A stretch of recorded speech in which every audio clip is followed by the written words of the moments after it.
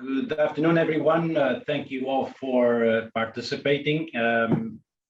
Today is the third day of the meeting on net zero climate emissions, the role of nanotechnologies for advanced energy generation, conversion, and storage.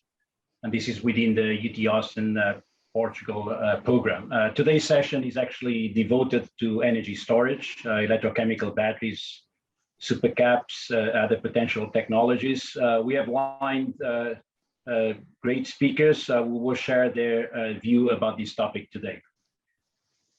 Before I start, let me acknowledge the people involved in the organization of this meeting. Killian Lobato from the University of Lisbon, Brian Korgel from UT Austin, Carla Silva from CITEVE, Guilherme Gaspar from the University of Lisbon, and myself from IST, INL, and of course with great participation and help from Sheila and Vera, which are within the UT Austin Portugal program. So as I said, today's session is devoted to energy storage. Sort of an introduction. I would like to say that the current lifestyle of the world population that tends to concentrate the majority of the people in urban areas and requires massive use of transportation poses important energy challenges for climate change and sustainability of humankind. Currently, urban areas consume directly and indirectly between 67 and 76% of global energy. And while transportation uses around 25% of the world energy. Yet, most of this energy is based on fossil energy consumption, reaching approximately 85%. So therefore, renewable energy sources are attractive, but they are currently underrepresented as electricity providers, particularly in the EU, less than 11%. So this is not sufficient to counteract disruption to ecosystems and societal systems, leading to major environmental and health problems. In this regard, the decarbonization of the energy system is absolutely critical, which must be based on phasing out the fossil fuels and the progressive integration of endogenous renewable resources. As a result, there is an immediate need for widely deployable energy storage, both stationary and mobile, for which the role of batteries and supercapacitors is essential. In this context, these technologies are considered as central elements for sustainability in an integrated and structured way to answer the challenges related to decarbonization and dissemination of sustainable energy communities. So in this context, we will then start with a series of talks, which are actually shown here. I will be the moderator together with Guilherme Gaspar. And then after these 4 talks that you see here, which is around 20 minutes or so, we will have a roundtable discussion that will follow that. If you are interested in posing any questions, please do so, and we will have some time at the end to address those. So without further ado, let me start by the first speaker. This is actually Professor Fatima Montmore from Institute Superior Técnico from the University of Lisbon. She's actually a full professor at IST. Her research objectives are focusing on the area of new surface functionalization strategies and development of novel coatings for improved performance of metallic parts using various sectors such as transportation, construction, biomedical, and energy production and storage, including hydrogen storage, hybrid batteries, and supercap. She's author of 17 book chapters, more than 250 papers. She's really productive in the scientific community. She's also quite active IST. She serves several boards, central boards of IST. So with that, I will pass the floor to Professor Fatima. She will talk about asymmetric supercapacitors for electrochemical energy storage, trends and opportunities. Fatima, please, thank you.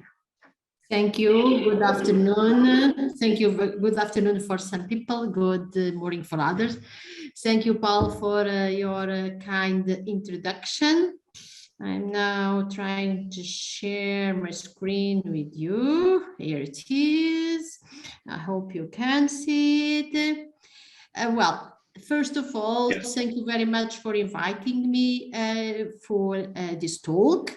I wish all the success for this event, which I think is addressing topics really of very high interest these days. So I'm very happy to be one panelist in this event and to have the opportunity to share with you some insights on the work that I have been developing along these last years.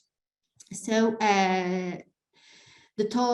my topic will be about the symmetric supercapacitors for electrochemical energy storage. I will speak about some trends, about opportunities, and I will share with you the reasons why I have been involved in this topic, and I will share with you an overview of some specific work that we have developed at technique with IST over these last years.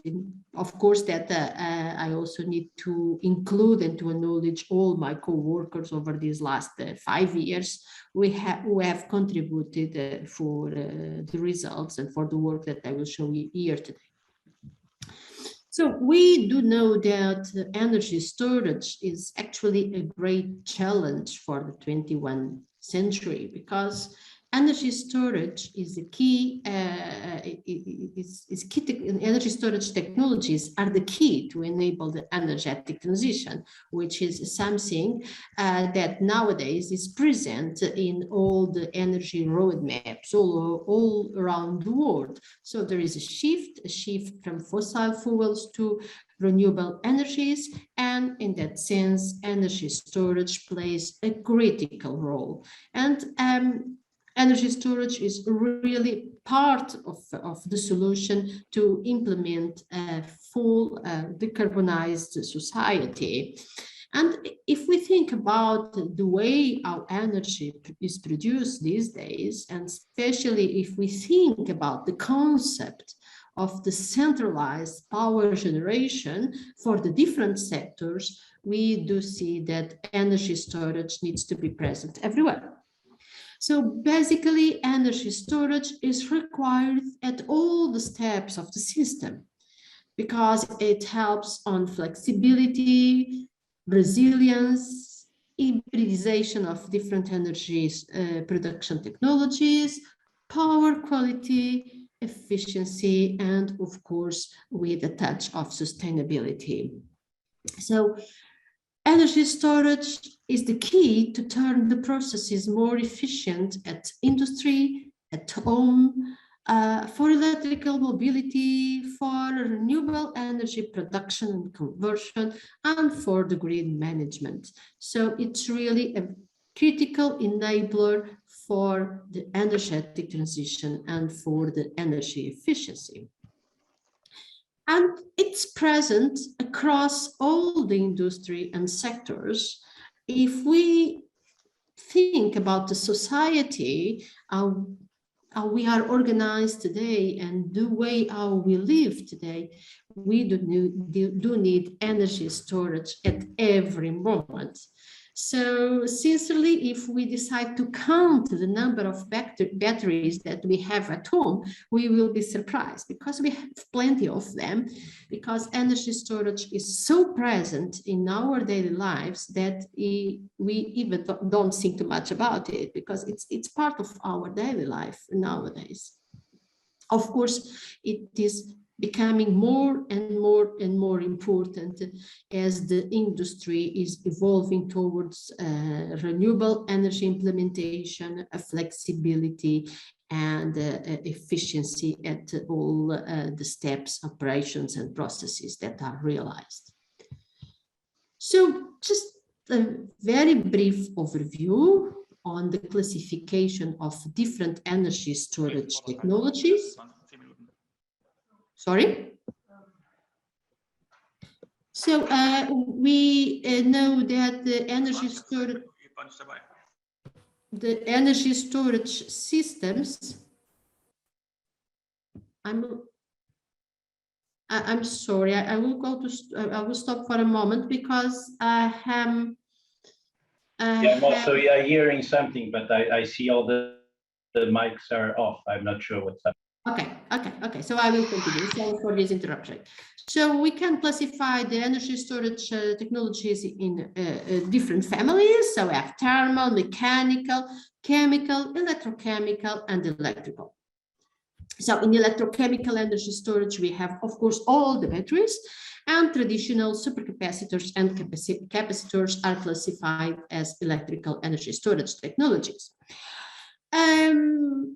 The selection of a certain energy storage technology depends, of course, on the metrics or the needs that our system at hand has to meet. We do need to select our energy storage technology depending on the energy requirements, power requirements, response time, etc. So there are various parameters that shall be considered when we select an energy storage technology. So here in my research work, I've been focused in a domain that is, I would say, the intersection between the world of supercapacitors and the world of batteries. We have been working with a new family of systems that we decided to designate by asymmetric supercapacitors, which at the end of the day combine some features of a battery with features from a supercapacitor. And we do know that in what concerns electrochemical energy storage technologies, we do know that the materials properties, the materials chemistries are at the core earth of the device. We cannot design a good system without having a good knowledge on material science and materials engineering. So over these years, we have been working on the so-called fit-for-purpose devices. We have been using green chemistry routes, using non-scarce raw materials as much as we can. We have always selected methodologies that are easy to scale up. We have been working in aqueous electrolytes as recommended by the European roadmaps, and we always consider that our systems shall be transferred in a simple way for prototyping and for having a higher probability of scale-up. So we do know that in a traditional battery, we have two electrodes, anode and a cathode. Typically, the way how the battery works is dominated by redox or intercalation processes. Typically, batteries provide high energy and modest power, while supercapacitors, for example, they typically use two carbon-based electrodes. There are basically no chemical reactions involved, so charge is stored thanks to a double layer effect.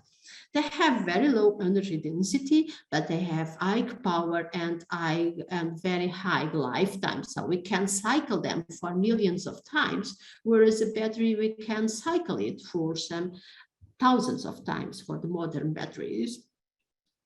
So these days, there is a lot of interest in combining the electrodes that are typical electrodes of a battery with carbon-based electrodes to create hybrid or symmetric devices.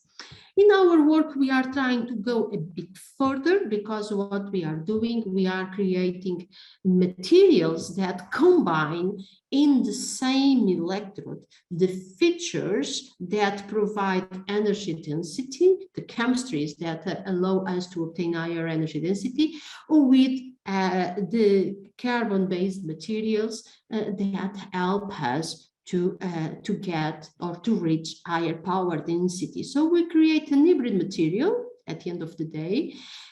And in this hybrid material, we try to combine properties, materials that provide properties that allow us to reach higher energy density and simultaneously higher power densities.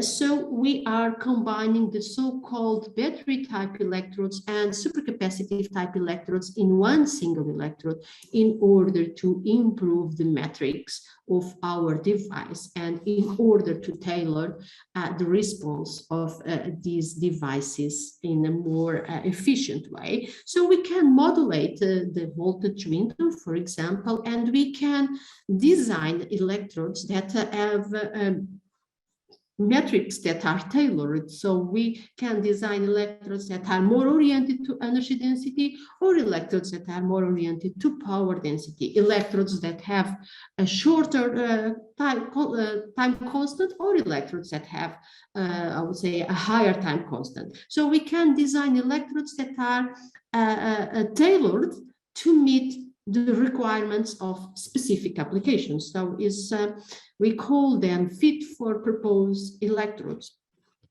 So this concept, we have been working with it for several years from now, for more or less 10 years. We had a chance to create a company, and this company, the spin-off company, is now commercializing some of these devices that were originally created in our laboratory. They are now in the market. So we, as I said, we always try to give to all this work an orientation to the market. So as I said, we can design electrodes that evolve or that have properties that can be tailored between those typical of a supercapacitor and those typical of a battery. So we can design really materials that have a response, an electrochemical response that we can control. So by running electrochemical tests, we can easily detect the fingerprint of the material and to know if, for example, we have a battery type electrode or a pseudo capacitive electrode, if we are designing electrodes with higher energy density or more oriented to power. So this is the way how we deal with our work. Now, I would like to share some examples. In this case, I'm presenting you a material that is composed of cobalt hydroxide nanoclusters that were deposited on carbon nanofoams.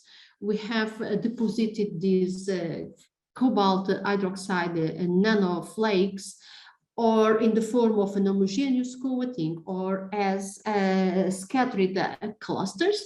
And we have characterized these materials using different physical-chemical techniques as SEM, TEM, RAMA, XRD, and we have evidenced one important feature is that this material can achieve a 2 volts potential window in sodium sulfate electrolytes, which is a very good feature in terms of electrochemical performance.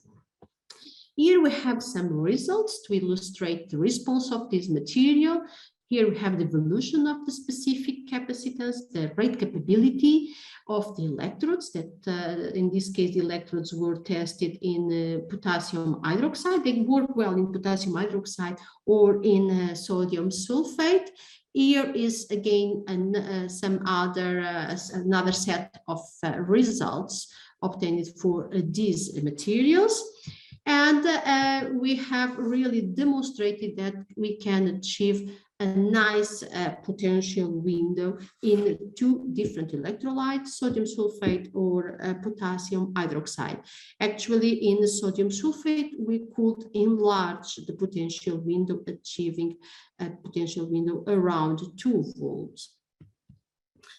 In another example that I am presenting in this slide, we have deposited nickel cobalt hydroxide nanoflakes on a carbon nanofoam, and we have created different structures by varying the chemical ratio between nickel and cobalt.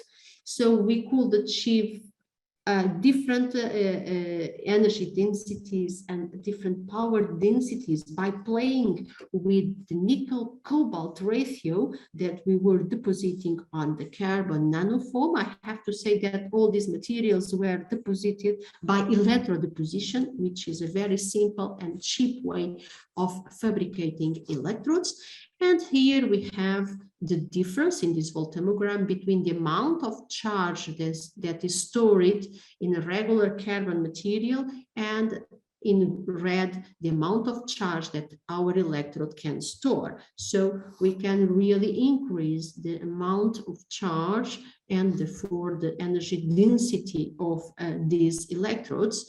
We actually could assemble small prototype cells by combining these nickel cobalt hydroxides as positive electrode with a carbon nanofoam as negative electrode. And here we have an example of Racon plot that we obtained for that cell. And in this plot, we can really see a very nice trend in terms of energy density with the power density. So we can achieve very good energy density even at high power, which is a very important advance.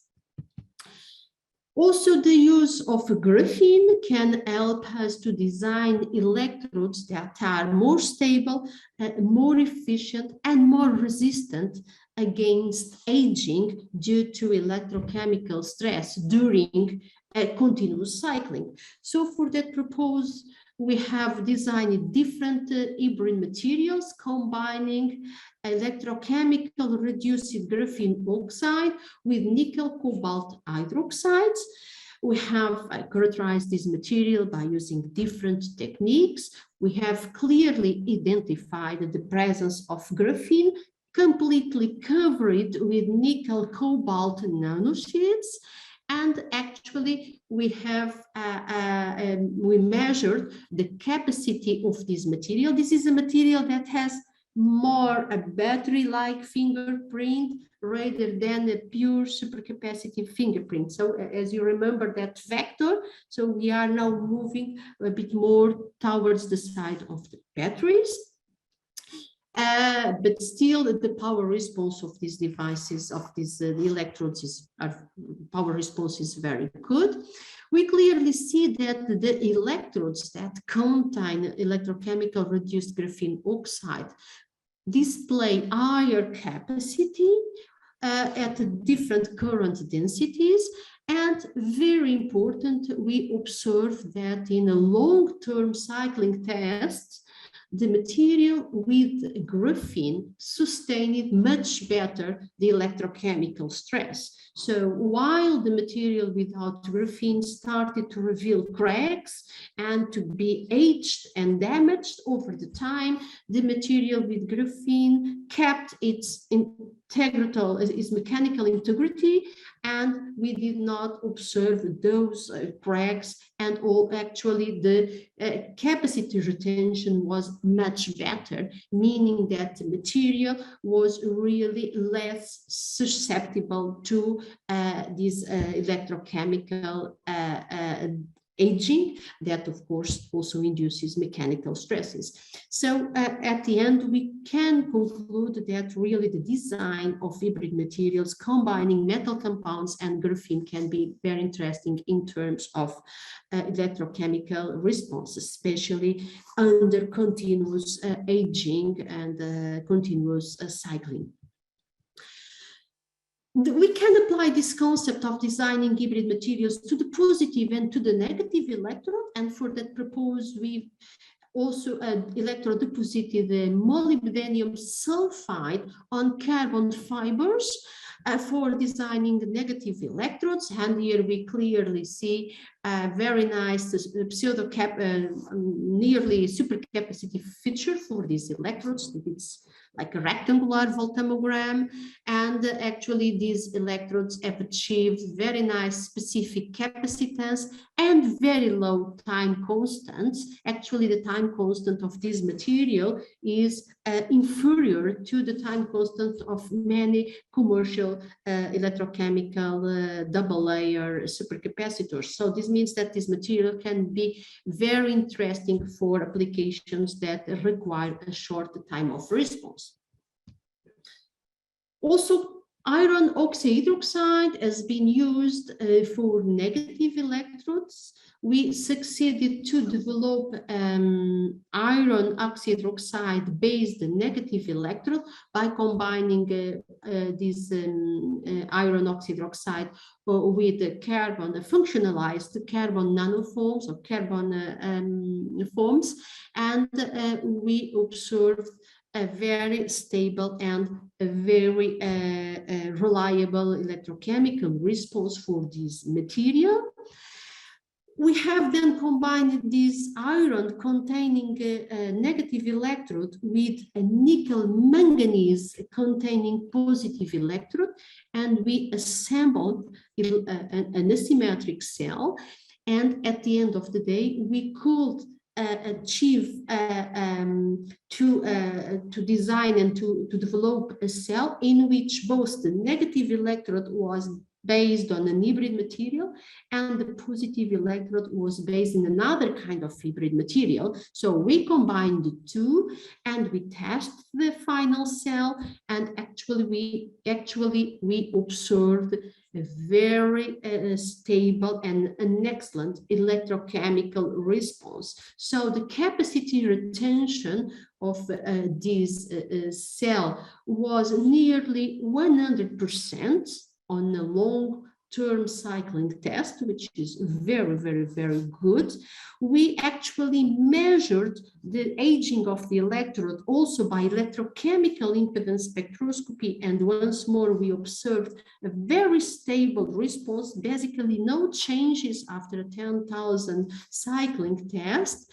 And again, this material provided a very nice response in terms of variation of the energy density with the power density. So we could achieve quite high energy densities even at high power density, which is an important output for this cell.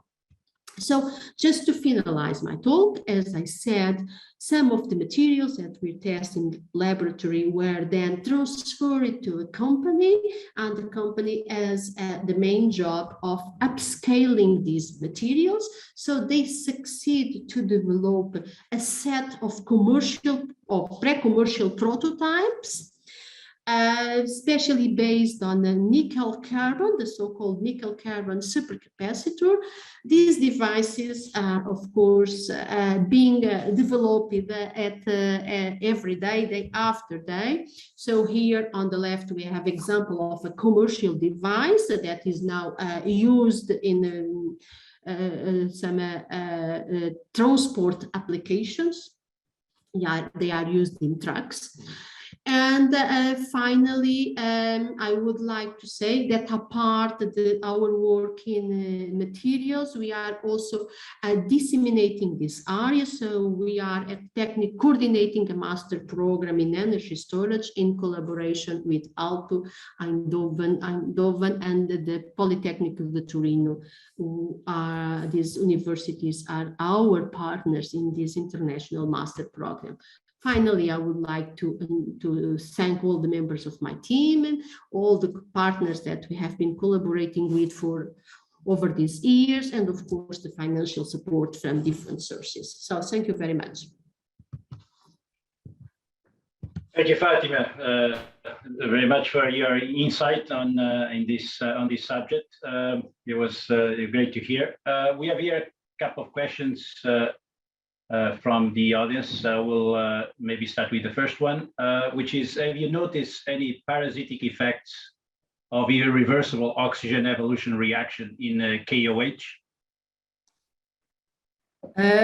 Yes, there are, especially in some specific materials, I would say in cobalt oxide, we have observed these parasitic effects, especially when we cycle the electrode to the extremes of the potential windows, when we go to very positive potentials or very negative potentials, we can change significantly the local pH. Actually, I didn't show, but we have the ability to measure locally the pH changes of this material when we cycle to one extreme or when we polarize to the other extreme. And based on these pH variations, and I have to say that the local pH can change between 3 and 10, we can estimate which are the parasitic species.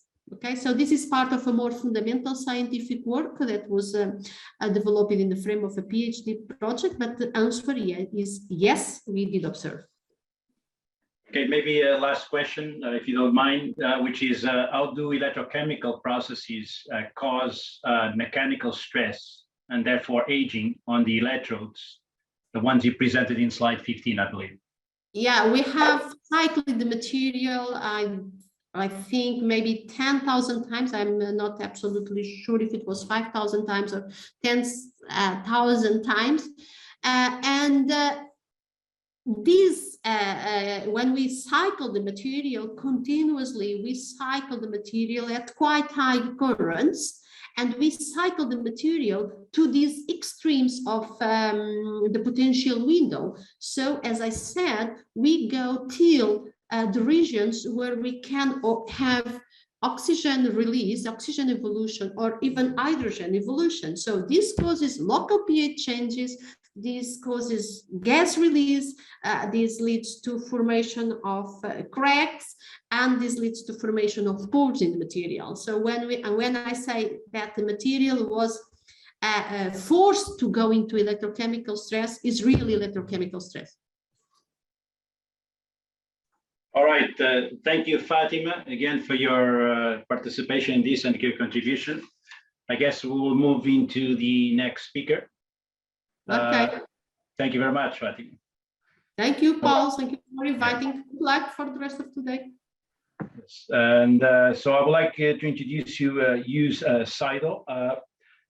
He studied business management and is a senior project manager in the area of mobility, energy, and future technologies at VDE IT in Germany. He's also the head of the section on systemic environmental innovation and industrial policy. And there's quite a lot of knowledge and many years of experience in the analysis of innovation systems and accompanying research towards systemically implemented innovation concepts. Yes, been supporting innovation ecosystems, technology-oriented company foundations and their business models. And is currently the program manager of the European IPCEI projects. These are large projects to promote battery production in Europe. And with that, Yu is going to talk about European battery ecosystem boosted by the IPCEI endeavor. The floor is yours. Thank you very much. Yeah, Paulo, thank you very much for this nice introduction and for inviting me to this very interesting program which you concluded.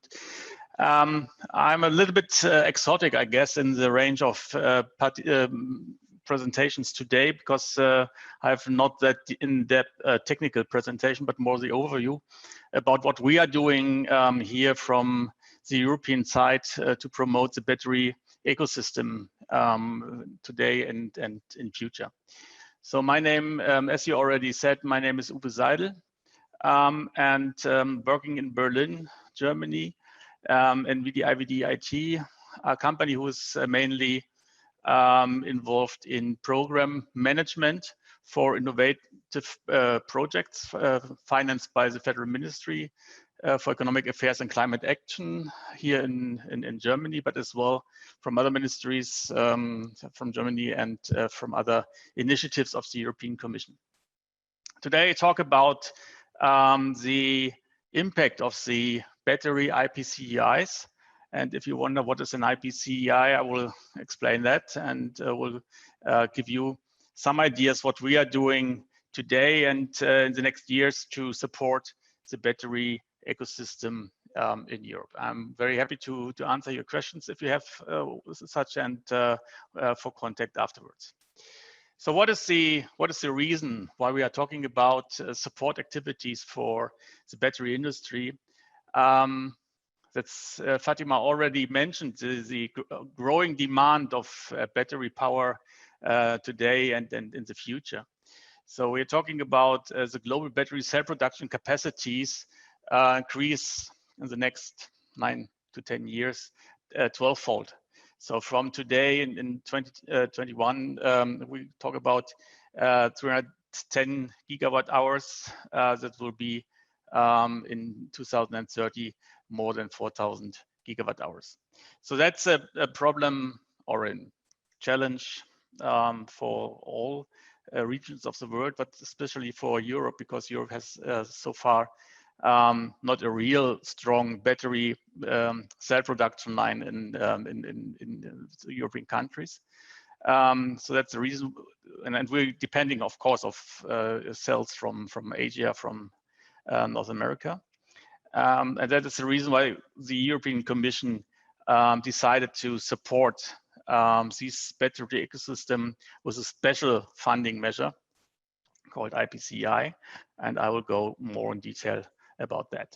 So my speech will a little bit about the IPCEI and the European industry policy, how we boost the battery ecosystem with these activities, and then I will come to some activities which we are doing, so-called accompanying research for the battery ecosystem, where we invite you to participate today and in the future in our activities. So first of all, does everyone know what an IPCEI is by now? I guess not everyone knows that. IPCEI stands for Important Projects of Common European Interest. And this is a very new funding scheme or funding support scheme. We have one IPCEI on microelectronics, and the battery topic is the second one. Now we have more to come in the near future, more IPCEIs to come. But today we're talking about the second one, and this is the battery IPCEI. So an IPCEI must, or the conglomerate of projects under the umbrella of an IPCEI must contribute in a concrete, clear, and identifiable manner to one or more of union objectives. And the union objective, and this, of course, in this case, is to enhance the competitiveness of Europe in the battery cell economy. So it has to be sustainable. It has to be addressing social challenges, and of course, it has to create value for the Union, for all the members of the European Union. So this is, you see, communication from 2014. So 6-7 years ago, they started this thinking about the IPCEIs. And as I said, microelectronics was the first one, battery is the second. The key requirements for an IPCEI is the integrated approach. So this is no single project, no single company, no single member state can apply for an IPCEI. It must be a union of more than 3 member states and companies out of these member states, and they must ensure that they are working on the same objectives in their projects, and they enhance and these technologies and working based on a coherent systemic approach.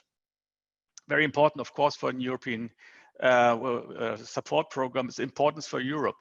So the challenge of being dependent from Asian markets and in the battery system is very crucial for Europe, as we have these growing figures which I mentioned before.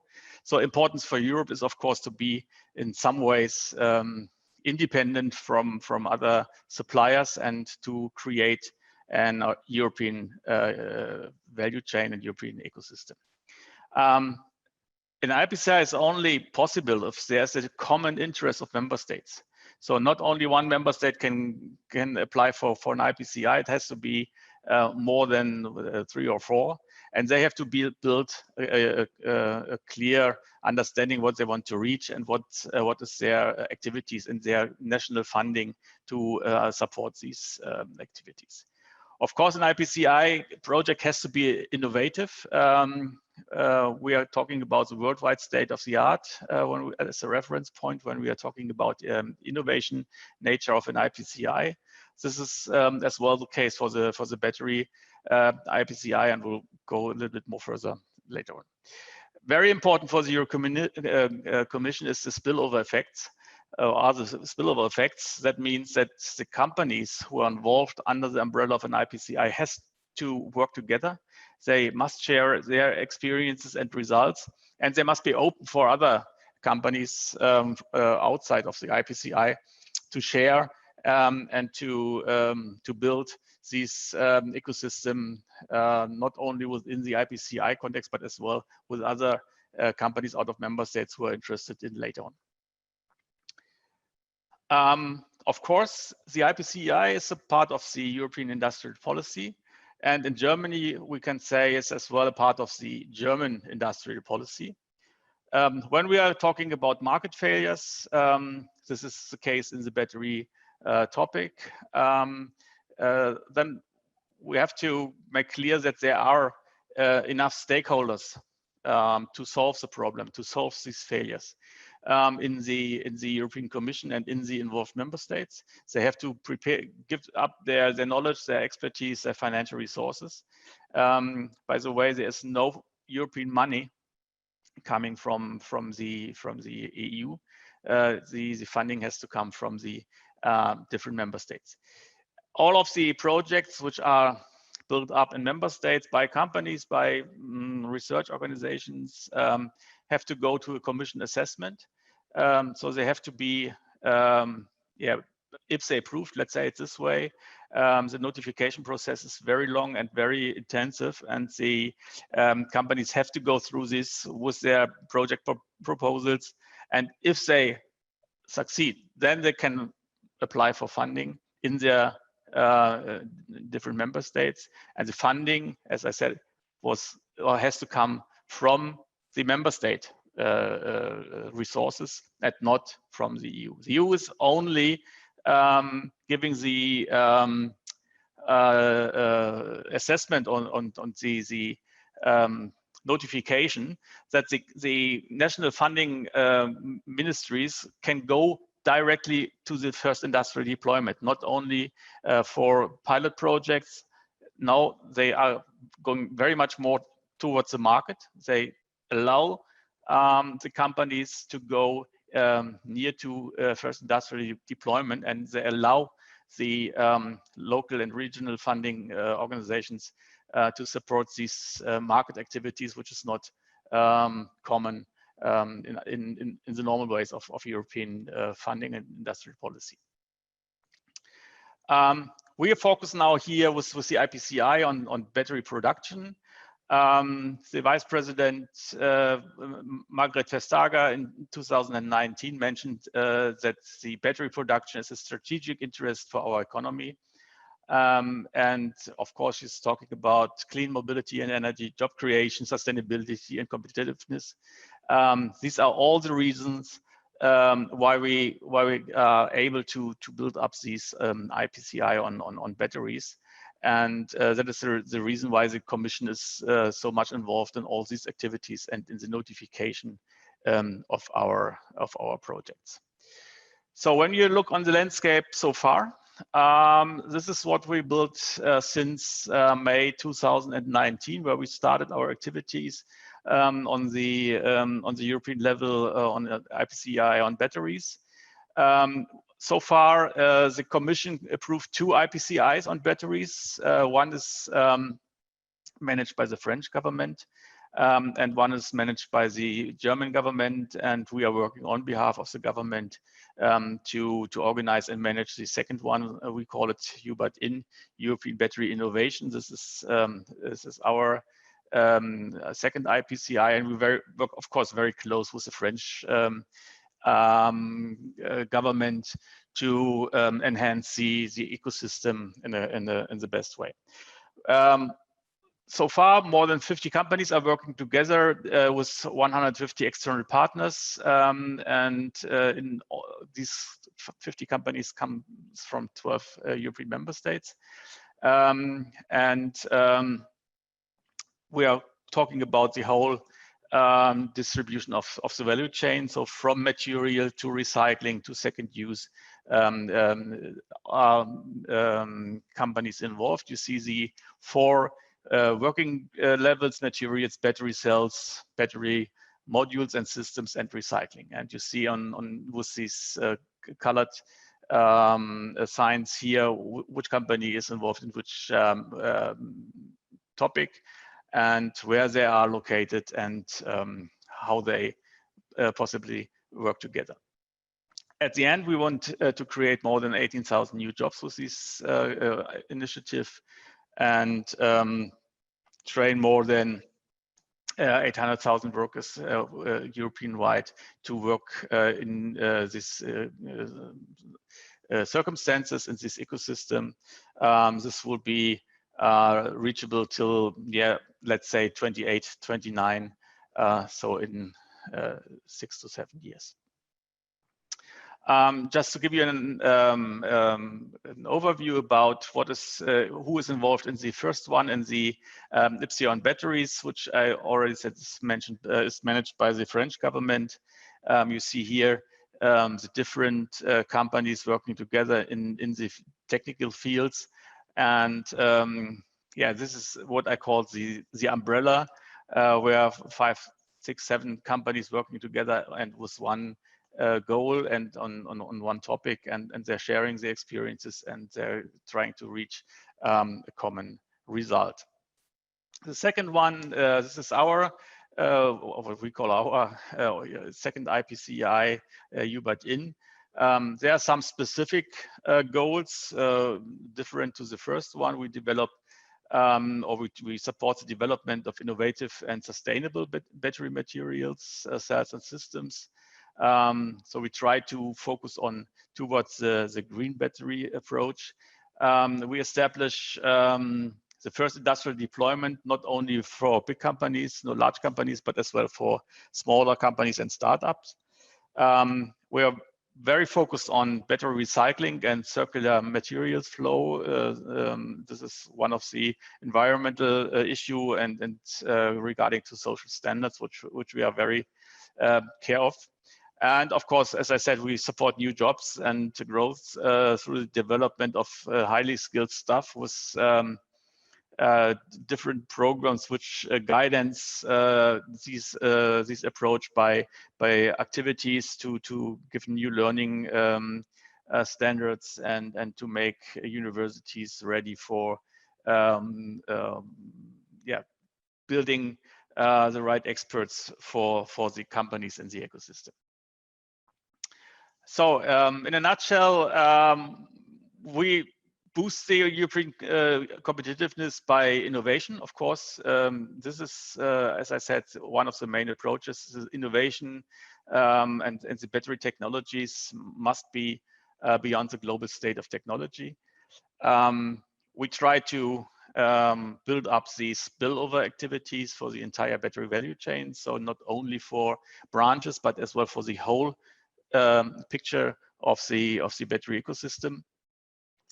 We have the interaction of financial instruments from private and public sectors. So we collect more than 5 billion euro from the public support from the member states, and this will lead to 15 or more billion euro private investment to reach all the goals of the IPCEIs. And one of our main success factors is the combining support, which we offer to the companies, to the research organizations, to the ministries on the European level. And I will give you a short introduction of what we are doing there. This is our task: knowledge transfer, community building, and stakeholder dialogue. This are the 3 pillars where we are active in to support these activities. And we this is what we call the ecosystem beyond IPCI, where we have in Europe all these battery cell production sites, which we want to include in this ecosystem, where we want to build the spillover effects, which I mentioned before. And you will see when you get the slides more in detail what is planned here by the European partners. And we are in contact with most of these companies to include them into our activities. As well, we are very active in European networks, for innovation issues, like the Battery European Partnership Association or the European Battery Partnership. We are very much involved in the Leap Planet project. Maybe one or two of you know about that. And on the business level, we are a member and part of the Global Battery Alliance Steering Committee on behalf of the ministry.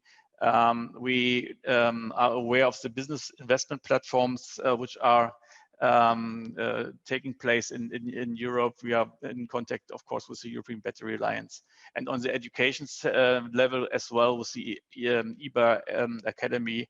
We are trying to build partnerships for our joint activities. The German support comes from two sides. The first one is a very new Ministry for Economy and Climate Activities, former Economy and Energy.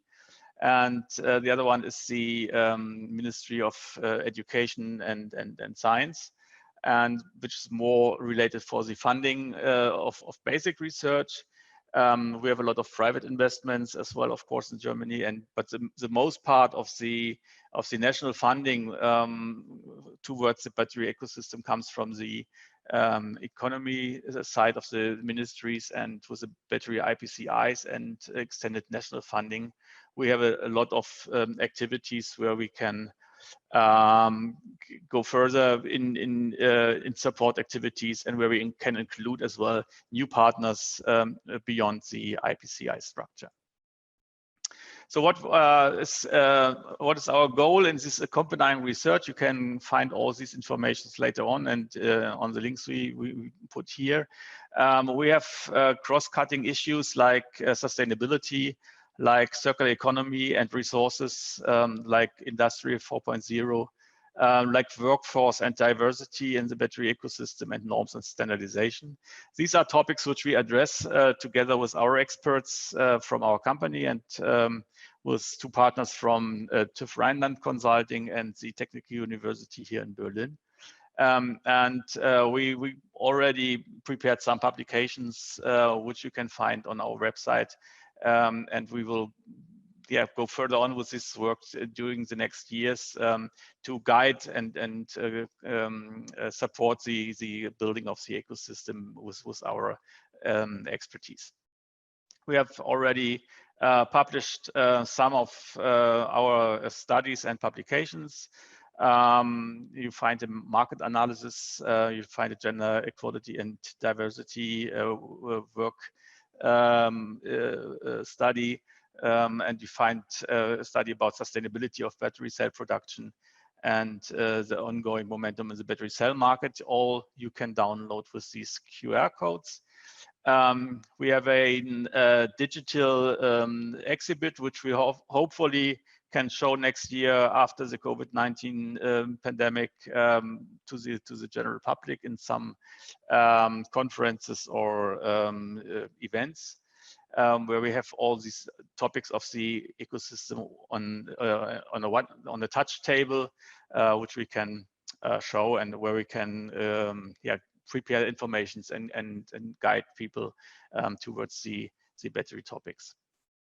We have, of course, social media activities. We have a growing LinkedIn group with more than 2,200 professionals, where we publish the news from the battery IPCIs and include news from other partners out of the ecosystem. and yeah, where we give opportunities to meet and to discuss, and you can find all this information from our side on this LinkedIn group. My last slide, I would like to invite you, your experts from your networks and from your own scientific and industrial world into our discussion forums. Be part of the LinkedIn group, be part of the Battery IPCI newsletter, which you can find here under the QR code. We will more than happy to work with networks. We want to share our information. We want to learn from each other, and we have to have a lot to learn from the technical side in the IPCI accompanying research. So thanks again very much for having me and for giving me the opportunity to talk a little bit about our IPCIs. And if you are more interested in information, just give me an email, and I will answer in January after the Christmas break. Thank you very much. Thank you very much for your insight and then presenting this interesting information about this large project. I know that you have to leave soon, so we have a question for you. Which is this, one of the issues regarding energy storage, particularly batteries, and this is usually in a lot of people's minds, is that if these technologies will ever be completely green and sustainable. So what is your view on this, and how is the IPCEI dealing with this issue? Thank you. Yeah. This is, of course, one of the main issues of the Commission and the IPCI structure as well. So we have to be aware of the resources and raw materials topic, which is very much will be a great topic in the next years. We have to be very keen on battery recycling technologies to get the greener effect on batteries. Not only the whole battery, but as well cells, packs, and systems. We have to find a industrial structure or build an industrial structure in Europe to design machines and yeah, recycling opportunities. All the sustainability issues, social issues from mining, starting from mining in critical areas of the world, are on the topic of the European Commission, on the topic of on the agenda for the IPCIs. Of course, at the end, we have to make sure that green energy will be the base for all these activities as well.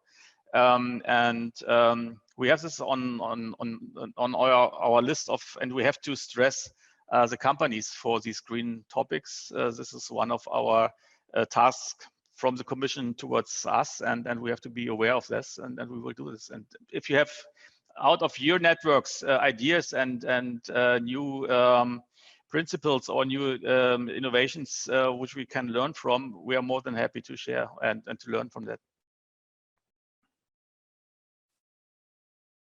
I can't hear you. Yeah, so thank you very much. I know you are on a short leash. You need to go to a meeting. So so thank you again for your participation and your insight on this matter. Thank you very much. It was my pleasure. And if you have any questions or ideas, just come up to me and we'll find a solution. Thank you very much. Thank you very much. Thanks very much for joining. Thanks.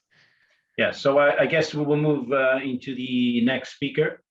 And the next speaker will be Professor David Midlin from the Department of Mechanical Engineering at University of Texas at Austin.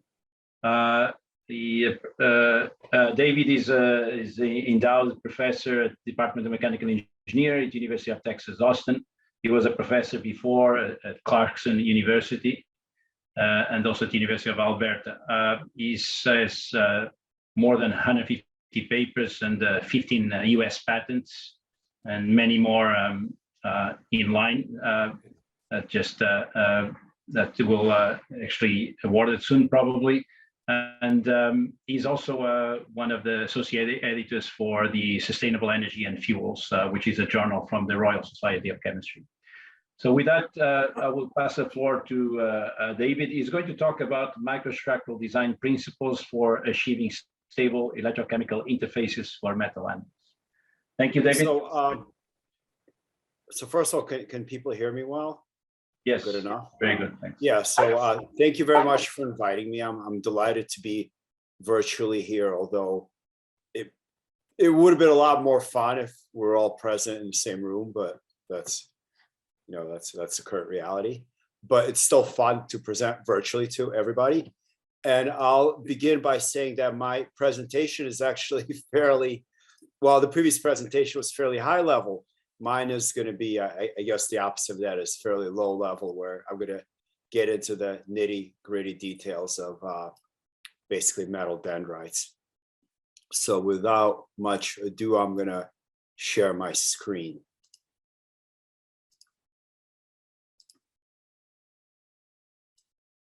Okay, so what I'm really talking about, and just to confirm, I have 20 minutes, right? Yes, around 20 minutes. Could you put in a PowerPoint presentation mode? It's not at the moment. Got it. Yeah, we'll do. Okay, thanks. Second.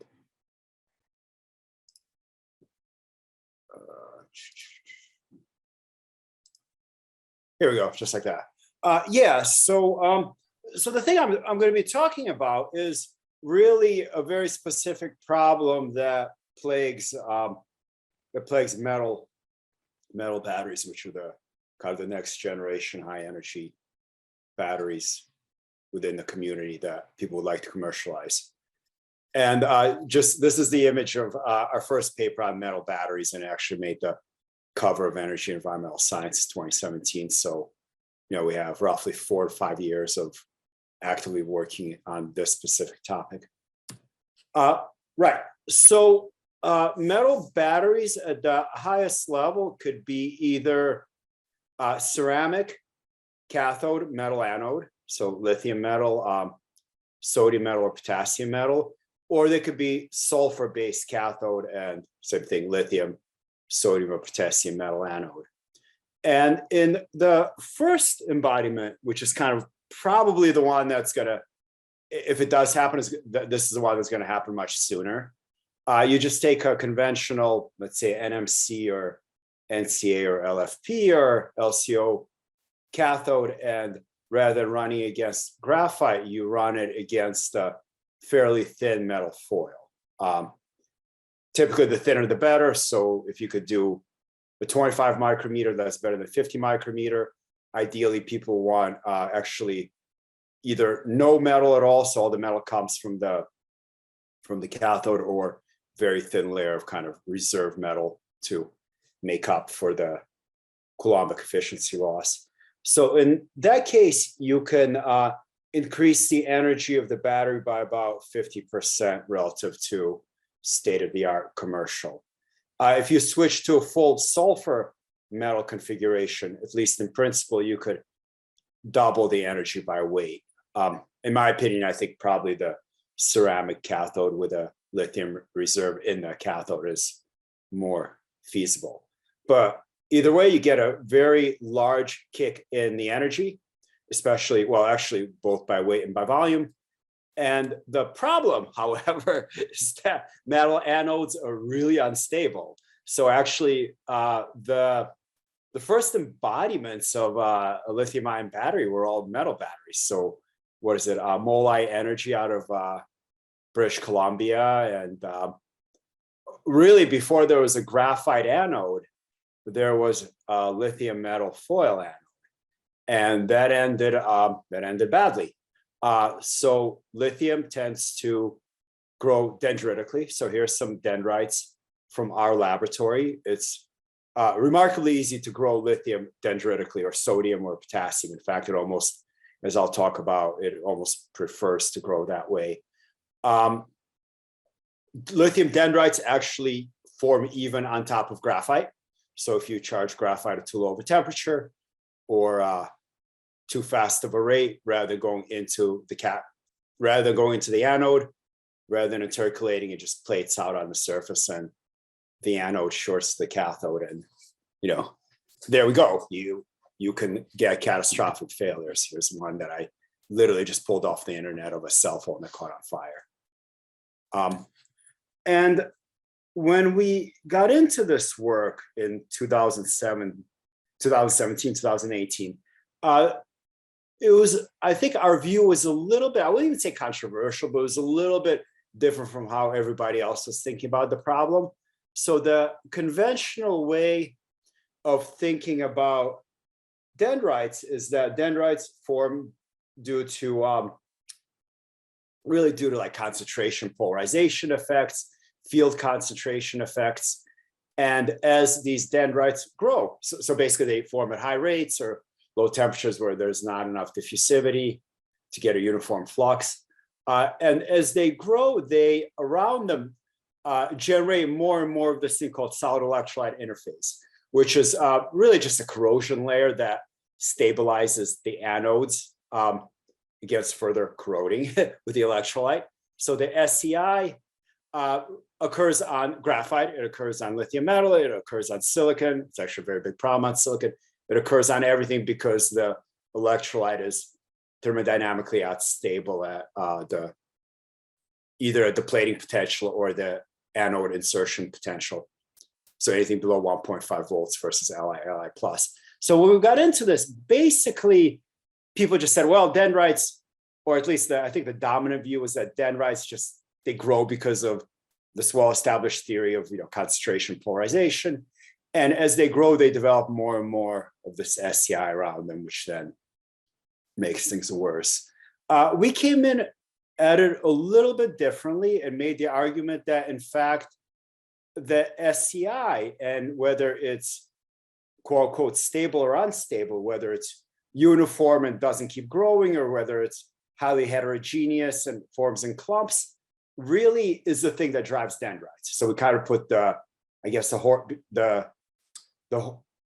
horse before the cart before the horse, and said, well, it's actually an unstable SEI that promotes dendrites, which was a little bit different than having dendrites promoting an unstable SEI.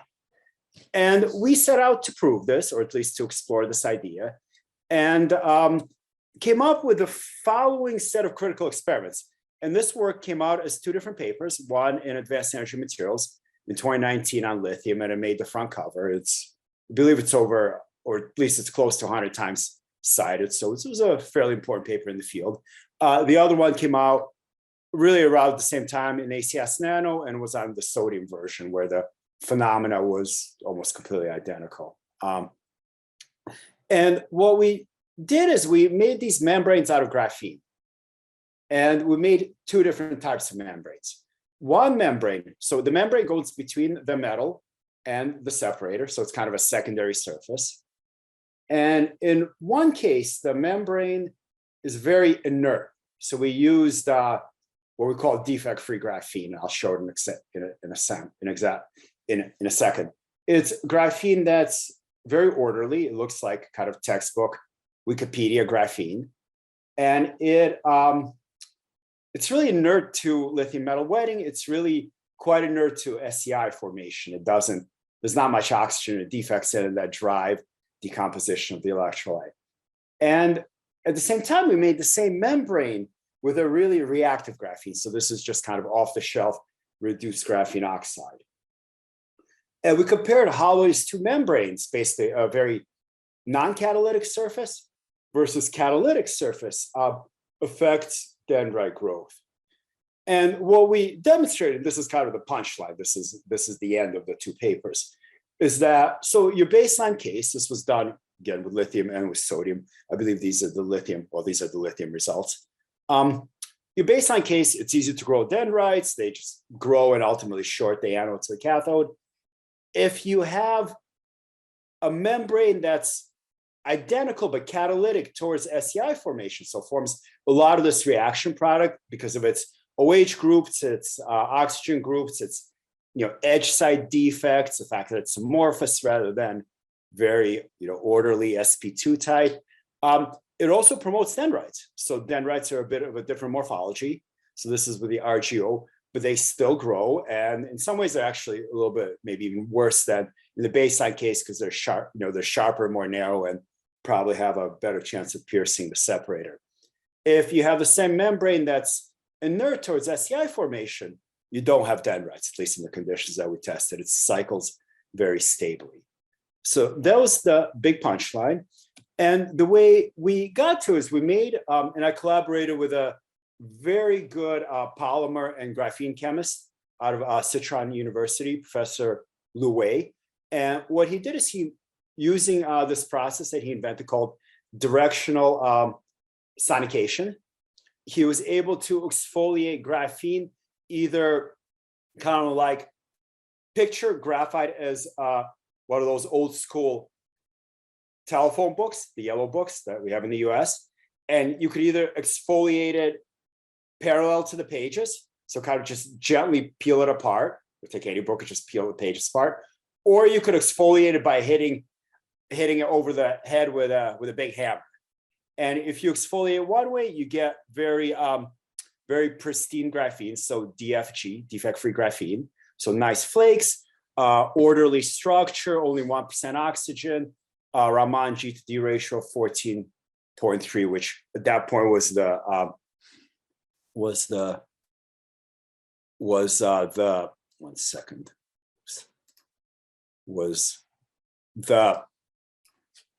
most orderly reported. What's going on with this thing? Okay. In the other case, it's highly amorphous. It's defective. It's full of oxygen. It looks like, again, every other off-the-shelf graphene. And here are the two membranes, so they have a bit of more morphology. So then when we tested how catalytic these materials are, and this is without plating anything. This is just basically taking it down to 0.01 volts versus Li plus. In one case, it generated 1,863 milliampere hours per gram of irreversible capacity. So that's all SEI formation. That's all this irreversible corrosion product, the crud. In the other case, it was 148 milliampere hours per gram of SEI formation, so much less crud. And when you cycled the defective one, it actually kept ongoing generating SEI. So it just kept corroding the electrolyte and reacting with it.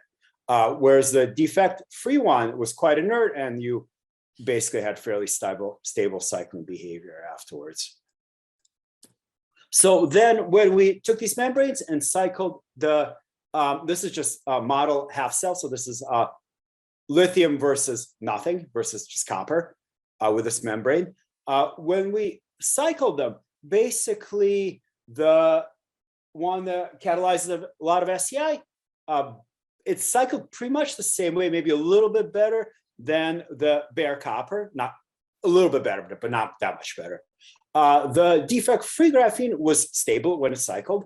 It had a much lower over potential, so it took a lot less voltage to drive the lithium in and take it out for the plating reaction, because you had a lot less of this corrosion product. And your Coulombic efficiency, which is basically electrons out or lithium ions out versus electrons in or lithium ions in, wasn't quite at 100%, but it was about 98%, which is not too bad considering we just used also standard off-the-shelf electrolyte, nothing optimized.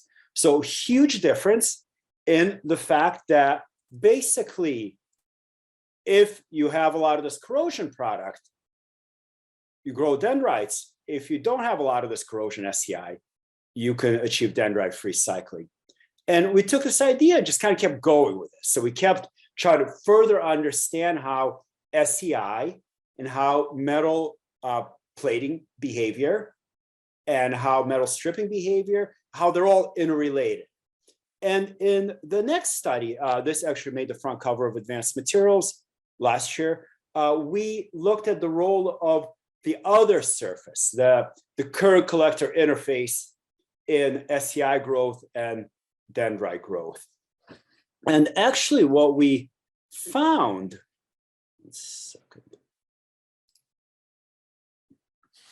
was a completely opposite effect.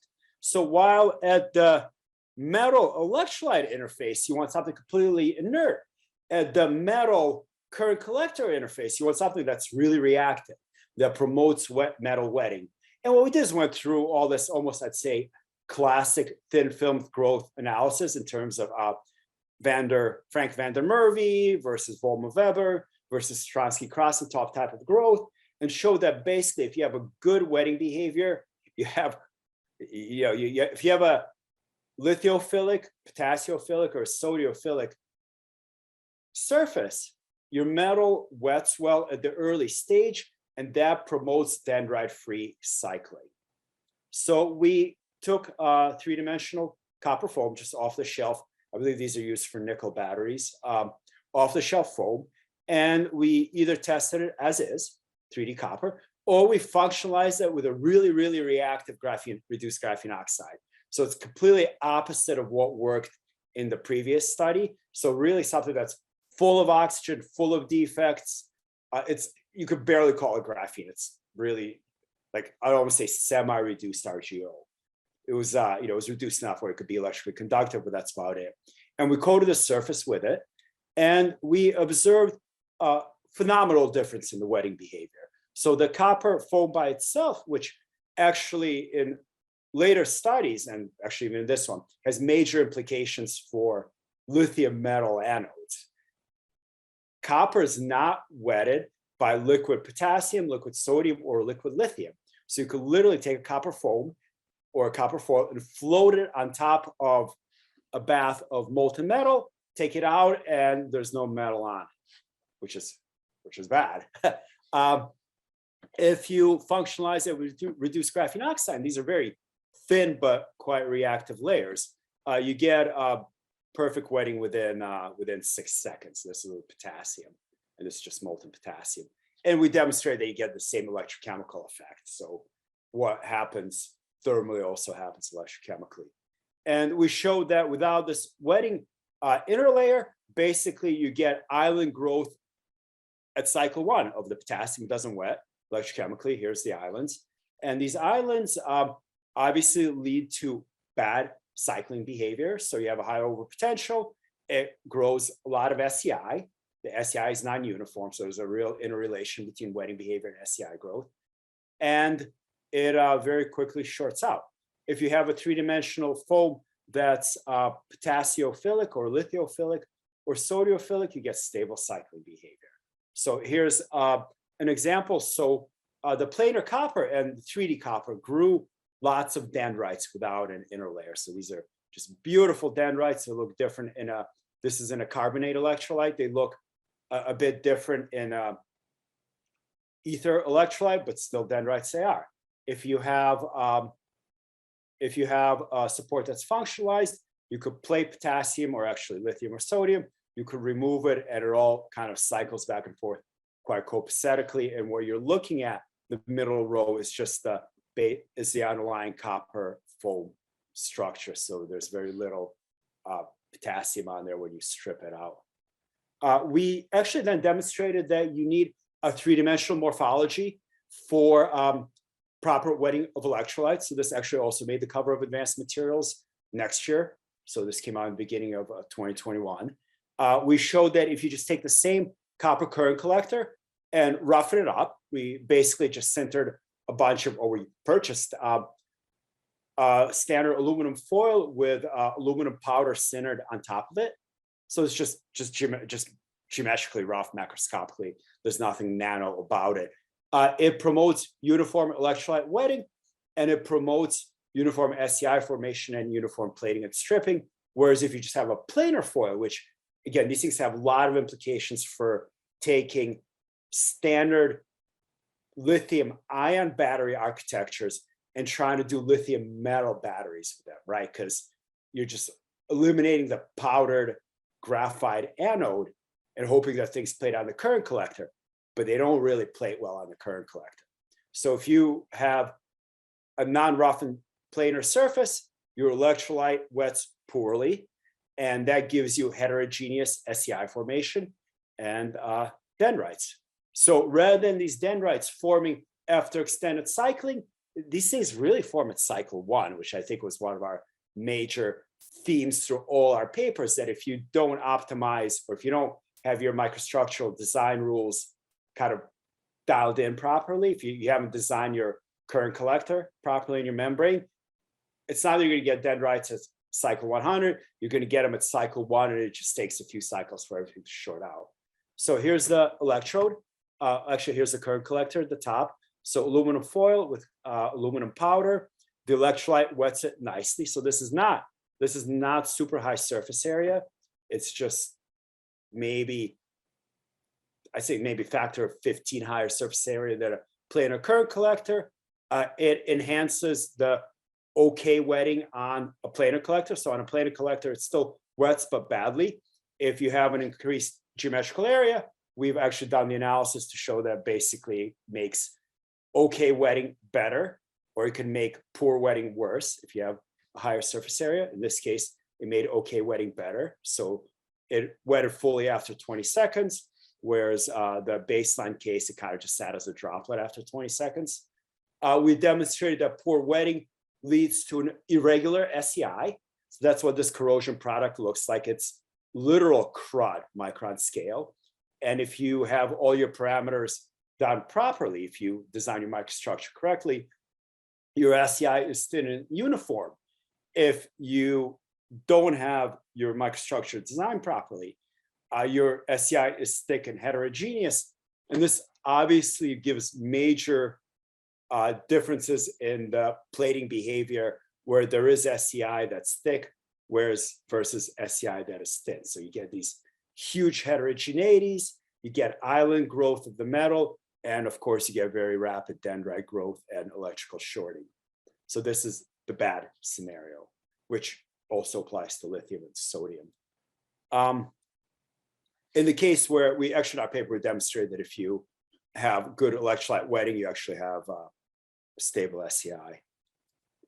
We then went on and played around with some other membranes. So this made the front cover of Energy and Environmental Science this year.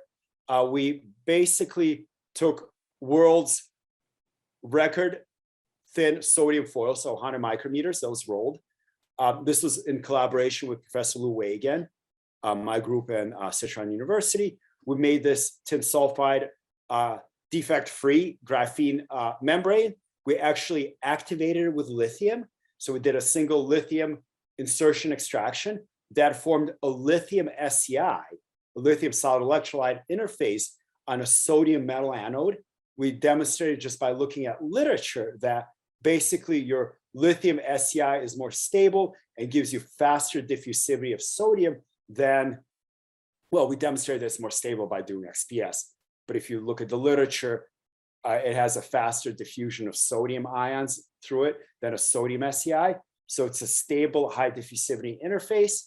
And you had a major improvement in cycling, not only by adding this non-catalytic membrane on the surface. So same principle as the first presentation. So this doesn't drive SEI formation, but it also has a very stable lithium-based SEI on it. So the green one is the cycling behavior of the lithium activated one. The red one is the cycling behavior without the lithium activation. So much more stable, much lower overpotential. So it takes a lot less voltage to insert and extract the sodium into the structure once you have a lithium SEI structure. So SEI is key. And if you look at the surface, the top right, C is the baseline case. So lots of sodium dendrites. The intermediate, the B, is the case where you have reduced graphene, or actually defect-free graphene tin sulfide membrane without lithium SEI, you get some dendrites. And if you create a lithium SEI into it, it's virtually, well, it is dendritic free, and you could cycle it quite fast rates for sodium, and you could actually put it into a full battery cell, and it performs state of the art. And the last thing that just came out in Advanced Materials, which actually also made the front cover and made quite a few science articles. So you could find this online. I think Materials Today is writing a story on it this week. We did kind of a classic metallurgical approach to make a well, I wouldn't call it a nanocomposite. I call it just an old school metallurgical composite. So we took antimony 2 tellurium particles. We embedded them into sodium metal, so literally just placed them on top, and did 20 cycles of accumulative rolling. So you basically roll it, fold it, roll it, fold it 20 times. That promoted a reaction sequence in situ to form Na2Sb Te vacancy intermetallic.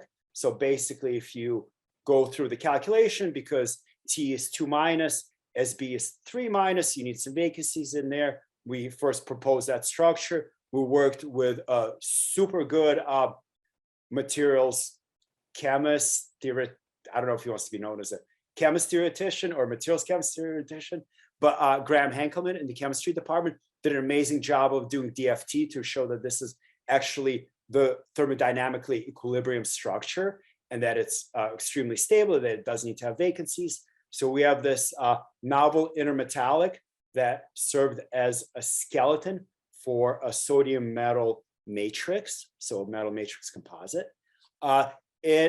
We work with Sandia National Laboratory to show that the structure literally kind of breathes, and well, it's very analogous to breathing, where it takes in sodium between the particles and then kind of collapses a little bit as the sodium comes out without changing its structure. So the first two middle images are when the sodium is extracted. So a stable intermetallic skeleton, you could put the sodium back in and it literally just fills in all the voids. The intermetallic doesn't change. And you get very stable and uniform plating and stripping. So two bottom images, dendrite free, whereas your baseline case, this is the top G and H and also the M and N. If you don't have this intermetallic skeleton, basically the sodium plating is non-uniform. And when you extract the sodium, you leave a bunch of dead sodium behind. So that's the shiny spots in figure H. That's sodium that couldn't be extracted. So fundamentally different behavior that's templated by this sodiophilic new intermetallic, gives you stable cycling, stable fast charge performance, stable performance in a full battery. We could actually, I believe this is the first time it's ever been done, fully strip and then plate the metal. So you could literally remove all the metal in a stable manner, leave the intermetallic behind, plate it back, have the intermetallic be unchanged, and do this repeatedly. And we demonstrated working with Sandia that basically when you have this intermetallic matrix, your plated sodium is dense and completely dendrite free. So if you look at image C and D, the top layer is actually a capping layer used for focused ion beam analysis. The bottom is just all dense sodium plus this intermetallic. So very planar surface, no evidence of pores or dendrites or SCI. If you don't have this intermetallic, the thing looks almost like a sponge cake. So you have a triphasic structure of pores, solid electrolyte interface, all this carbonate, and metal, and obviously it's highly dendritic and is dysfunctional for any kind of a sodium metal architecture. So I think that's all I have. We actually demonstrated that really there's this major interdependence between the wetting behavior and the SCI. And it's not even just, and it's actually not the SCI chemistry, it's more of the SCI morphology. So we showed that, in fact, the chemistry of SCI doesn't really change with this intermetallic, but the distribution, the shape of the SCI does. So if you don't have uniform SCI formation, you have dendrites, and without this intermetallic, early on, you have a lot of clumps of this reaction product, this corrosion product. Whereas with this intermetallic, the SCI having this almost the same composition is thin, uniform, and stable. And these are just some of the journal covers that were featured our work. So advanced materials, energy environmental science, and more advanced materials. So I think that's all I have. Thank you for your time, and I guess I'll answer some questions. Thanks, David. It was great, particularly this concept of wettability. That was very interesting. We have indeed a few questions came by, and I will ask you the first one, which is, will repeated lithium plating and stripping create new defects in the defect-free graphene? Well,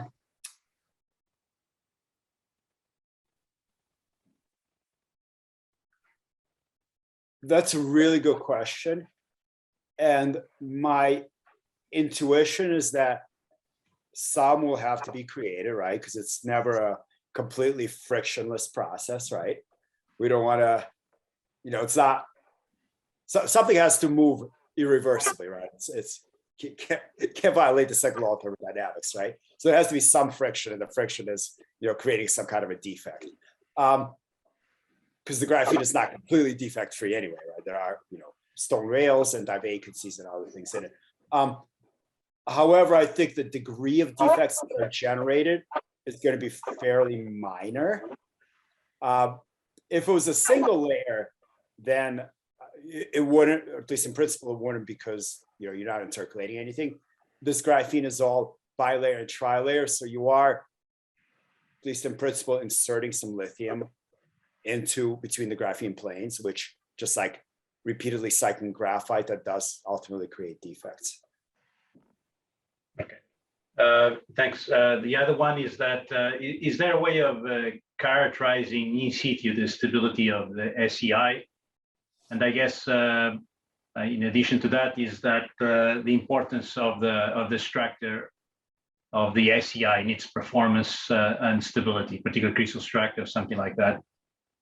So is there a way to characterize the SEI? Yeah, there's a way of characterizing in situ the stability of the SEI. There's a way, like in real time. Yeah, I mean, people.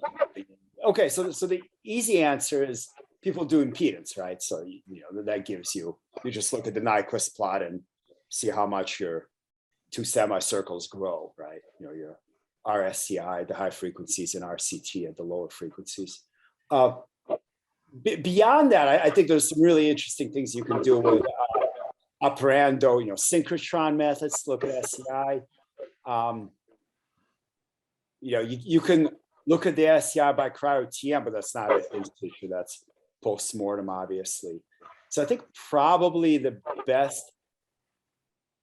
You could also set up kind of these model things where you could do like in situ Raman and in situ FTIR, but that's kind of you're not going to be probably cycling a button cell at that point.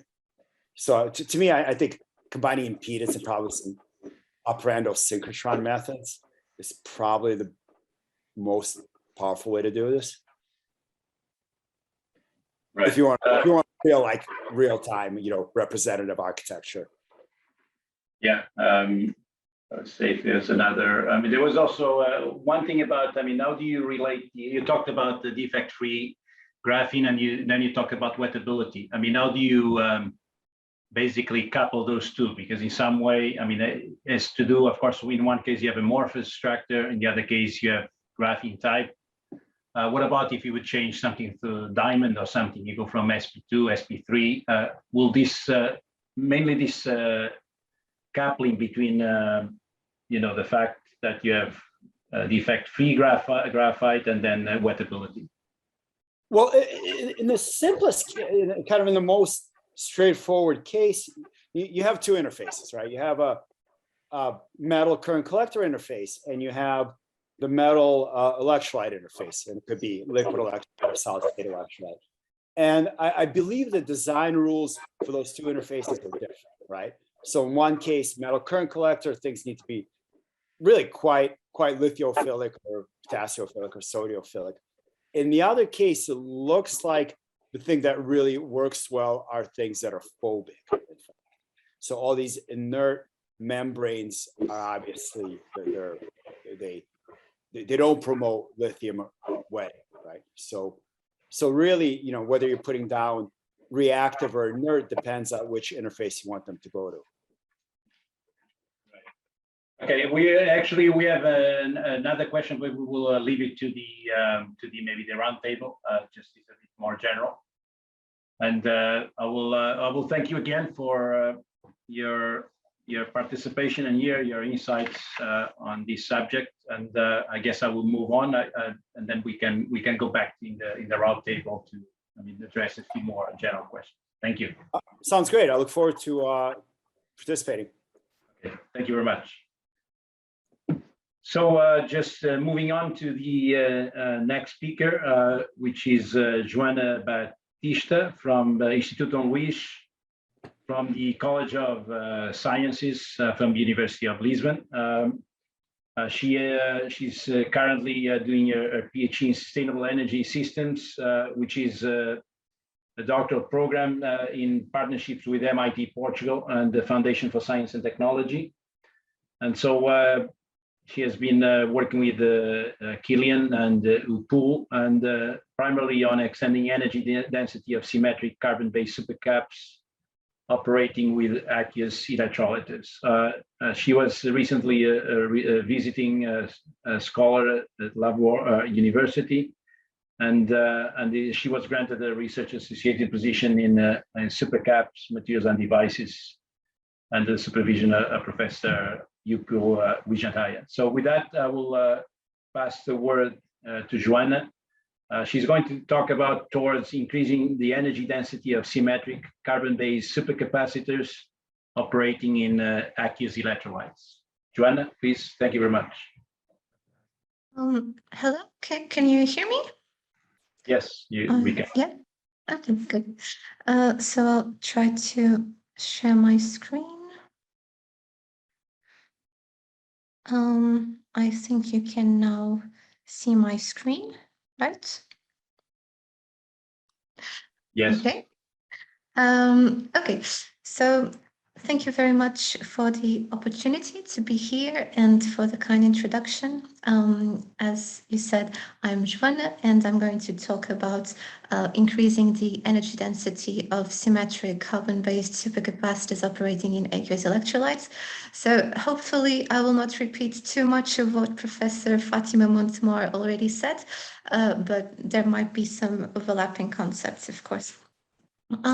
So I think that nowadays we all agree that we need suitable energy storage technologies, but you might be thinking, well, but we already have lithium-ion batteries, which are very good, and that's true. That's why Professor Goodenough won a Nobel Prize 2 years ago.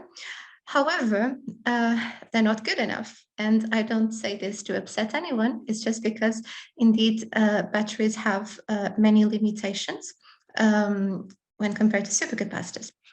Now, I use this joke of Batman against Superman way too often, but anyway, so indeed batteries are good in the sense that they can have very high energy densities, but they also have a low power density and a low cyclability, which ultimately leads to high investment and replacement costs. While supercapacitors is the opposite. They have a high power density and a high cyclability, but they suffer from a very low energy density. And this is currently the main challenge for supercapacitors. So in supercapacitors, the energy density is proportional to the square of the stable voltage range and to the specific capacitance. And just to be clear here, when I say capacitance, I mean AA capacitance, because there's also another type of capacitance called pseudo capacitance, but this one is more prone to happening in conducting polymers or in metal oxides. And since the materials that I use are mainly carbon-based, they have a purely capacitive behavior. So they have what is called AA capacitance. And this AA capacitance is something that appears whenever we apply potential to an electrode that is immersed in an electrolyte. So as you can see here in this close-up, we have two charged surfaces. One is the electrode and the other one is just the ions of the electrolyte. And in between, we have a layer of solvent molecules which surround the ions, and thus they act as the dielectric, as the insulating material. So basically, it's almost as if we had like lots of tiny conventional double plate capacitors, which makes it perhaps a little bit easier to understand, because we know that in these devices, the capacitance is defined as the ratio between the stored or displaced charge and the potential that we apply to to the plates. And we also know that this capacitance is proportional to the area of the electrodes and inversely proportional to the distance between them. So this is basically what makes a supercapacitor super, because the area is very large because the electrodes are highly porous, and the distance between the charged surfaces is also very small because it's basically the diameter of the molecules. So it's the thickness of the double layer, which is typically only a few angstroms. Yeah, so also as important as understanding the working principles is also to see where we are in terms of performance, so that we can see how far away we are in terms of suitable energy densities. So here is a plot that shows some literature reported results. This is not mine, I took it from a review because I thought it looked very nice. So let me try and explain what we have here. So on the x-axis, we can see the cell voltage. On the y-axis, we see the electrode capacitance. And from the bottom left corner, which is the dark blue, to the upper right corner, which is dark pink, we see the energy density increasing, which is what we want. And then we can also see 4 different colored regions. The first one, which is this yellow one, corresponds to typical pseudocapacitive or hybrid electrodes in aqueous electrolytes. And here it can reach higher capacitances, but due to the low voltage, the energy density is still a bit limited. On region 2, we can see typical ideal electrodes in aqueous electrolytes. Again, here, due to the low voltage and also to the low capacitance, we have a small energy density. On the region 3, we can see typical electrodes in non-aqueous electrolytes. And in region 4, which is the gray one, we can see the commercially available supercapacitors. So these last two benefit from higher voltages, and so they can reach perhaps slightly higher energy densities, but they also have lower capacitances. And then in between, we have asymmetric devices. We also have water and salt, which are basically supercapacitors with super concentrated aqueous solutions. And then we have supercapacitors with neutral electrolytes, for example, sodium sulfate, silicium sulfate, something like that. Okay, so if we look at this top performer here, I looked at the features of this supercapacitor, and I noticed that the mass loading was only 0.5 milligrams per squared centimeter, which is roughly 20 times lower than the one used by industry. Also, let me just try and, okay, right. Hopefully you can still see, yeah. Also, the voltage that they can reach is supposedly 1.6 volts, although I'm not really sure how they established this as the stable operating window. The results were recorded for charge-discharge tests done at 1 amps per gram, and they calculated the capacitance based on this equation here, where the factor 4 accounts for the fact that the measurements were done in a cell. So in order to convert this into the capacitance of the electrode or the material, they had to multiply by 4. Then if we look at this other one here on the bottom, we can see that they use a much larger mass loading. Here they established another voltage window. They did some CVs and they subjectively decided that it would be stable up to 1.8 volts. And they did the tests at 0.2 amps per gram. And although we don't really know if it was normalized by the mass of only one electrode or both electrodes, I don't know. And they also don't put the equation, but from their results, I assume that they use this one here. They put the number 2, so probably they only used one electrode.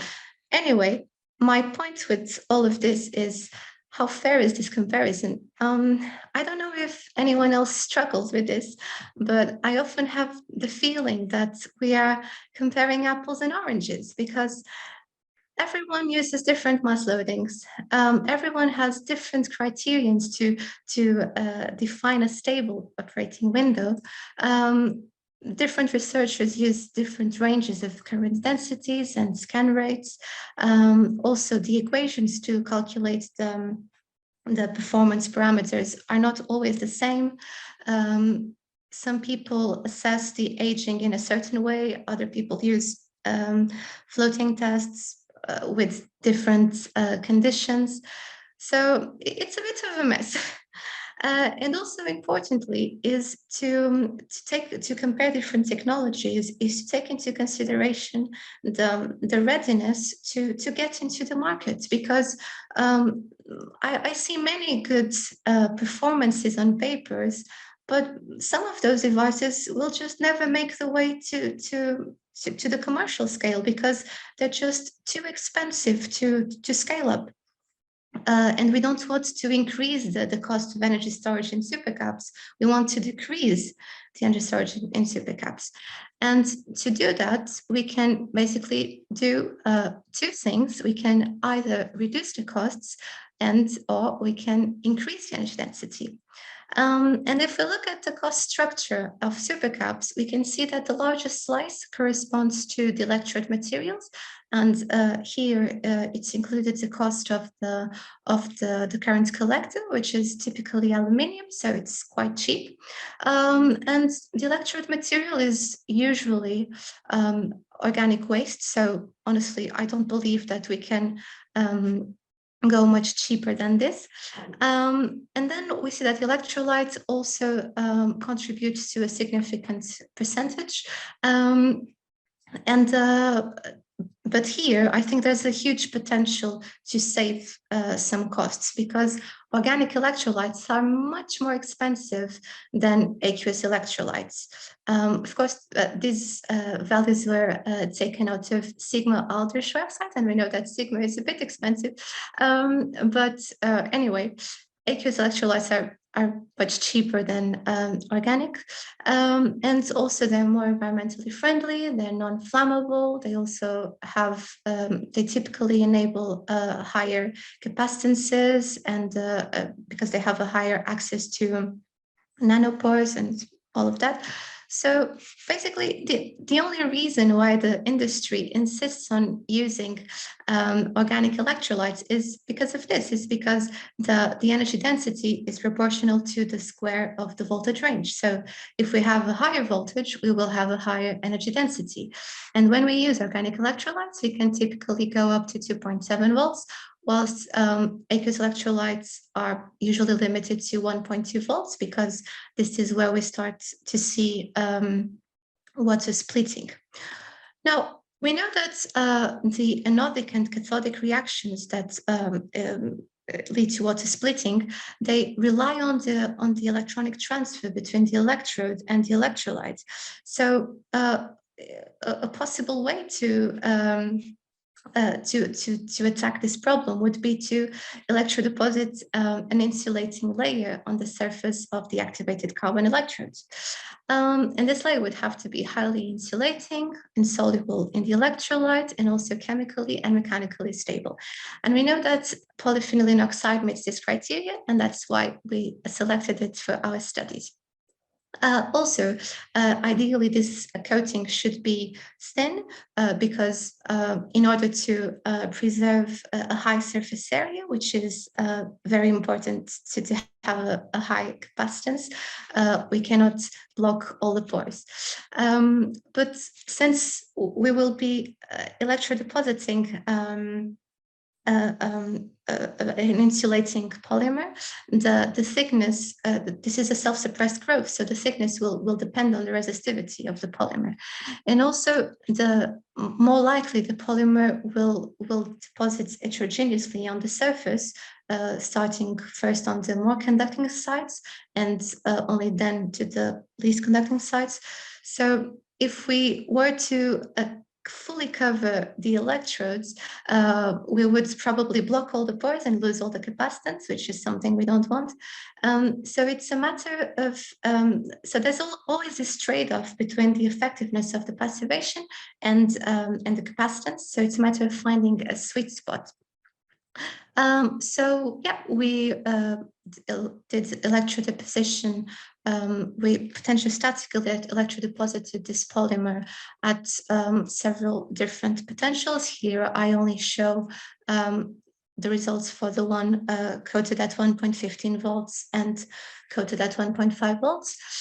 And we mapped some samples with XPS, and we noticed that the atomic percentage of oxygen increased from the uncoated to the coated one. And also, here this is the monomer of the polyphenylene oxide molecule, and we know that one of the characteristic bonds is this COC, which we also increased from the uncoated to the coated ones. Another way to check for the presence of the polymer is to do some electrochemistry. So, and as you can see here in these CVs, and as expected, the capacitance decreased for the coated electrodes, because in these voltammograms, the capacitance is proportional to the area. And we can also see that when we polymerize at higher potentials, the capacitance retention tends to be a bit smaller. Also, if we consider this equivalent circuit here, we can understand that as you can see in this Nyquist plots, the charge transfer resistance increased from the uncoated to the coated electrodes. But more important than that is to see if the passivation actually works. And for that, we did linear scan voltammetries at a very slow scan rate. And we obtained these plots here. Please note that although it looks linear, it's actually exponential, and it fits in this TAFL equation here, where the I0 is the exchange current density, and the beta is the TAFL coefficient. Also, we can see that it's mostly the anodic current that benefits from this coating, and here we can see that the exchange current density and the TAFL coefficients decreased from the uncoated to the coated one. Also, if we linearize this equation, the TAFL equation, we obtain this equation here. And if we then insert these parameters, A and B, in this other equation here, we can estimate the maximum potential corresponding to a certain current that we define as acceptable. So if we do this both for the positive and for the negative electrode, we can estimate the available cell voltage that we can obtain for a certain acceptable current. So we did this, and we used three scenarios with three acceptable currents. And we noticed that indeed the supercapacitors made with coated electrodes managed to reach higher voltages, and so they had better performances, as you can see here in these Ragone plots. Another way to try and increase the energy density is to try and increase the specific capacitance of electrodes. if you remember, in an activated carbon electrode, the capacitance is proportional to the accessible surface area. But the thing is, in truth, not all the area is actually accessible to the electrolyte, especially when we have very thick electrodes, because there will always be this hardly accessible region where the electrolyte cannot reach, and so it does not correspond to capacitance. What happens is that, especially when we go at very high current densities, we see the specific capacitance decreasing. But then we found this very nice paper where they used a CO2 laser to open up some trenches in carbon-based electrodes. And so with this simple and fast and low-cost process, they managed to increase the accessibility to the inner parts of the electrode. And as a result, the specific capacitance increased a lot. For example, here at 25 amps per gram, it increased about 4 times. So we thought that these results were very exciting, and we thought that maybe we could try and play around a bit with this. But here in our case, instead of doing trenches, we decided to do holes, because it has the potential to increase even more the surface area. These holes should be as near as possible, although this distance cannot be too small, because otherwise we will impact the mechanical stability. Also, the radius should be as small as possible, but we are also limited by the beam size, and the depth should also be as large as possible, but obviously has to be smaller than the electrode thickness. We had several tunable processing parameters, because we used a pulsed laser, and we did this uniform pattern. We could tune the raster speed, the number of pulses per second, the average power, and the waveform, but we decided to keep most of them constant. We only changed the raster speed to give us different distances, and we also changed the average power to obtain different pulse energies.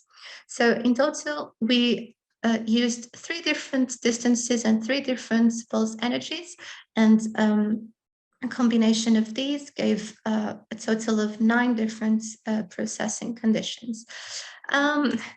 But then we saw something a bit odd. So we thought that we had a flat surface, flat electrodes, but then what we actually had were electrodes that already had some trenches. This is because the electrodes were screen printed, and so the screen was marked on the electrodes, and obviously this had an impact on the performance. But still, we managed to see that at high scan rates, the voltammograms became a bit more rectangular, which suggests that the ionic diffusion was improved. And this is also visible here in this Ragone plots, where we can see that the slope was a bit smaller for the laser-scribed electrodes. But we can also see that the energy density was smaller for the laser-scribed electrodes, except for very high power densities. And these results are a bit surprising. I mean, we were expecting the energy to decrease a bit in absolute terms, because we could potentially remove some active mass. But we expected this effect to be neutralized when we normalized by the mass, because we weighed the electrodes, both the non-laser scribed and the laser scribed ones. So we really don't know why this happened. So to try to understand it, we split the energy density into its components. So on the left-hand side, you can see the specific capacitance changing with the power density. And on the right-hand side, you can see the square of the voltage changing with the power density. Here, it's not so this is the operational voltage. I mean, it's the voltage already after discounting the voltage drop. So what we see is that indeed the specific capacitance was smaller. And a possible explanation for this is that we perhaps removed some of the functional groups that helped the wetting, or also we might also have induced some graphitization of the electrode. But on the bright side, we can also see that the operational voltage is higher, which suggests that the internal resistance was a bit smaller. Okay, so now just some conclusions. We know that the increasing the energy density is the main challenge for symmetric carbon-based supercapacitors operating in aqueous electrolytes. Also, we saw that electrodepositing PPO can help suppressing the oxidative processes that limit the stable open potential.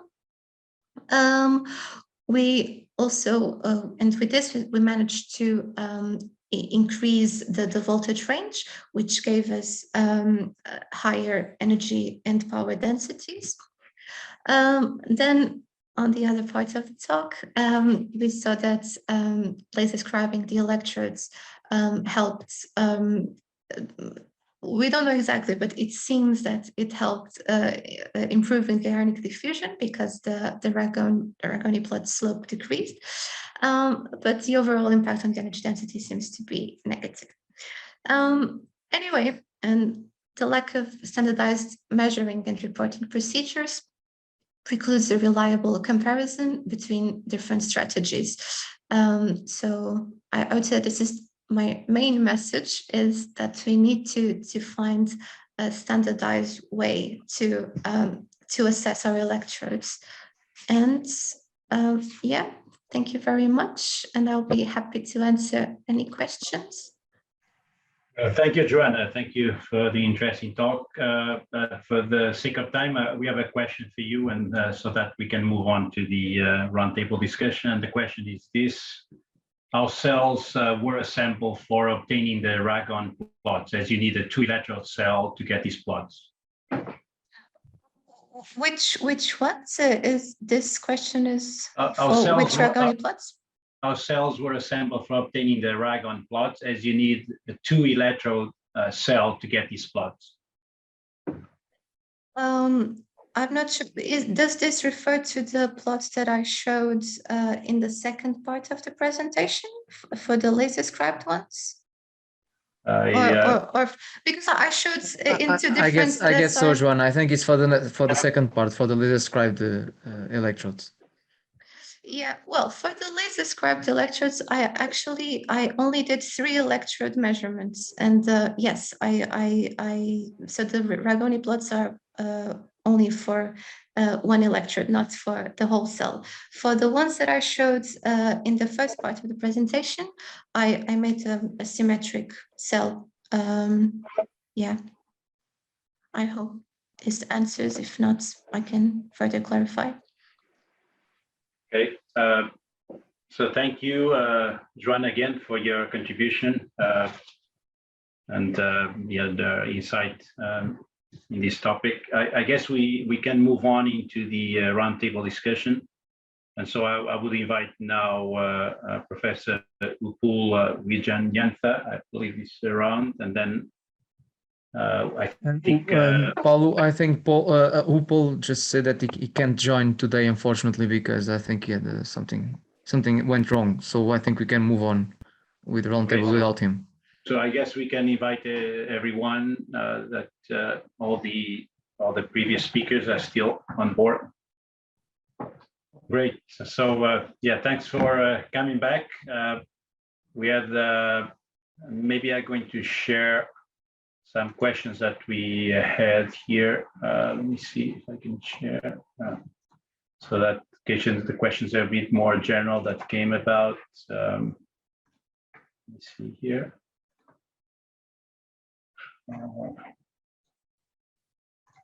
Yes, you can see the this presentation, right? Yes, yes, we This can. is the first one, which came from North Carolina. I guess anyone can address, but so what is being done in regards to recycling of batteries? I don't know if there is an insight here.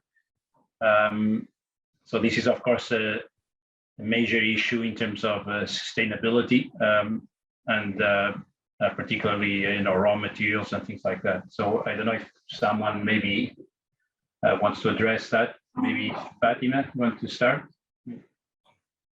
Yeah, I can start. Thank you. Well, I think the more than what is being done in regard to recycling of batteries, the question should also include what is being done in terms of reuse of batteries, because before recycling, we can reuse them. So in order to consider the complete value chain, at the end of life of a battery in a certain application, we can still reuse it. And then at the very end of life, after the second life, we can in fact go to recycling. So I think that is here a very important step. I think in what concerns the reuse or the second life of batteries, there is a huge interest in this topic all over Europe. I think that this should be something coming in force in the next years. And of course, consequently, later on, I think recycling will be also a very important part of the sustainability that has to be strongly bound, extremely or critical in what concerns the implementation and the full valorization of batteries. As far as I know, there is still little research, or I would say industrial oriented research in what concerns recycling. At academic level, there are plenty of activities, there are a lot of people. The good thing is that all the main players in the battery field are very much aware of the need of recycling and developing recycling strategies. So I think again that in the next years, these areas will be extremely important as a research and innovation area. Thank you. I'm not sure if David, Joanna, we want to add something. If not, we can move. I'm just asking. It's a bit outside my area of expertise, so I prefer. I'll defer to people that know more. Maybe Paulo, maybe I can give some words actually right now because I'm working in this field actually. I completely agree with Fatima. We use batteries as a second life, and I can tell that second life batteries are still very good when they come from the electrical vehicles. We can use them in stationary applications, and they still have 80% of the initial capacity to be used for a different purpose. Let me move on. Actually, I would move actually to the third bit because it's connected, which is when we talk about batteries, most of the discussion has been on electrical vehicles. Yet batteries for stationary applications will be also important, especially for countries that have access to renewables. How you see this interplay between mobile versus stationaries, particularly because the materials used are different. So I was wondering. Yeah, sorry, I had a problem here.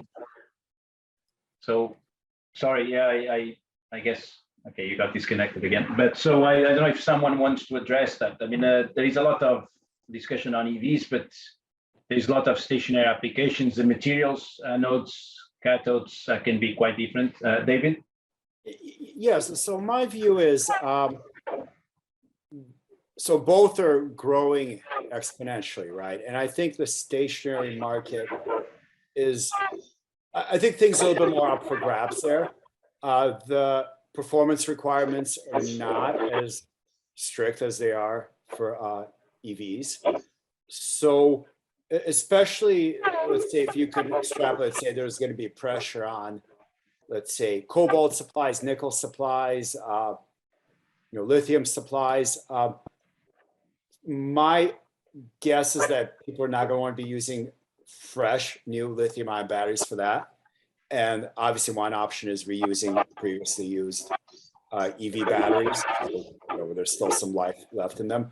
The other options, which I personally find quite interesting, are things like sodium-ion batteries, zinc-ion batteries, zinc metal batteries, whatever you want to call them. So for those kind of things, really you're kind of competing with lead acid than lithium-ion, right? So you want more environmental friendliness, you want higher energy. Lead acid batteries are notorious for low cycle life, especially if you have deep discharge, right? So if you get like 300 cycles out of a deep discharge lead acid battery, you're quite lucky. So I think the field is only going to grow, and the ecosystem of the type of energy storage solutions is only going to increase.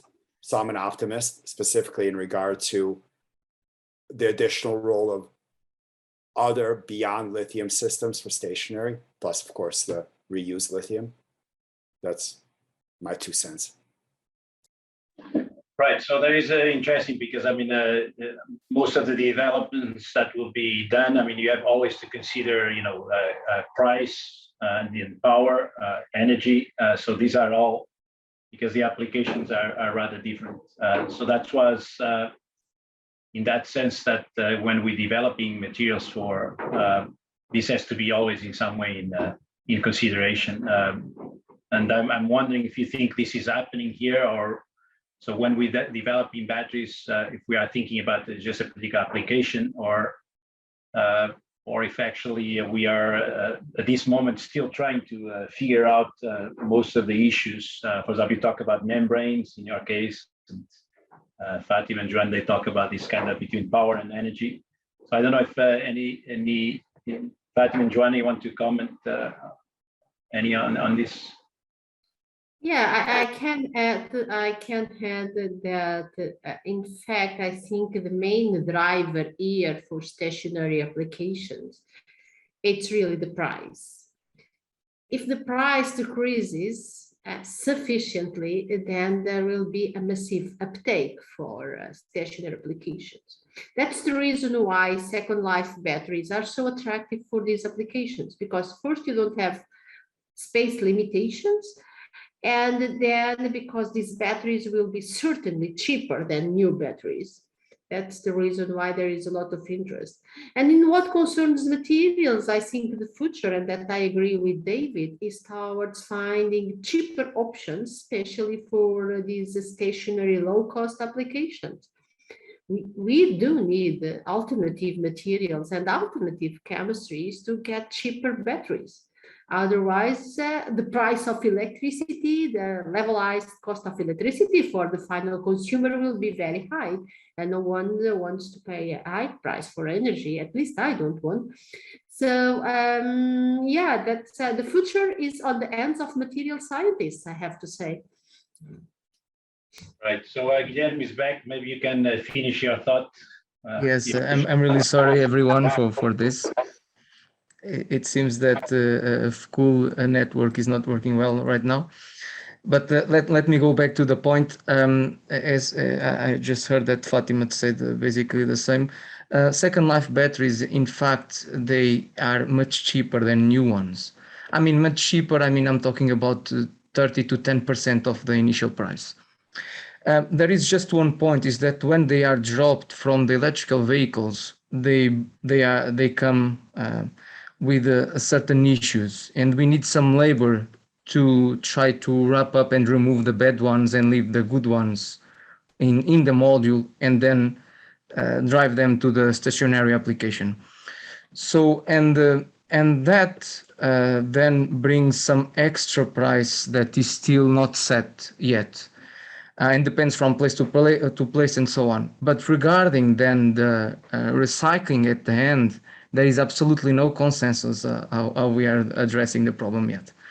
But I'm quite happy that in Portugal now we have just signed up memorandum with the Galp and the Northvolt, where that we will start exploring the lithium in the north of Portugal, which is, I think, it's a good point for the country itself.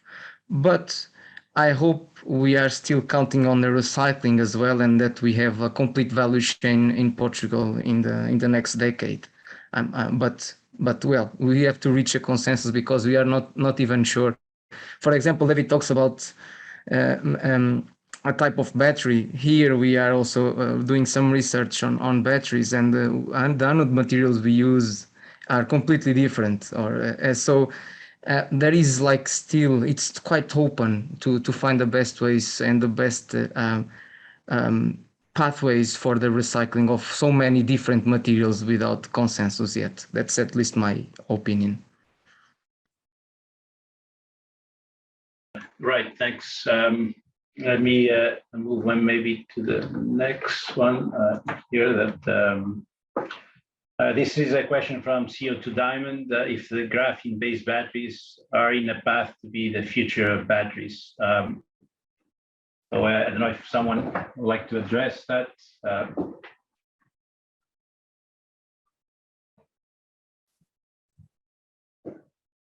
I'm thinking more of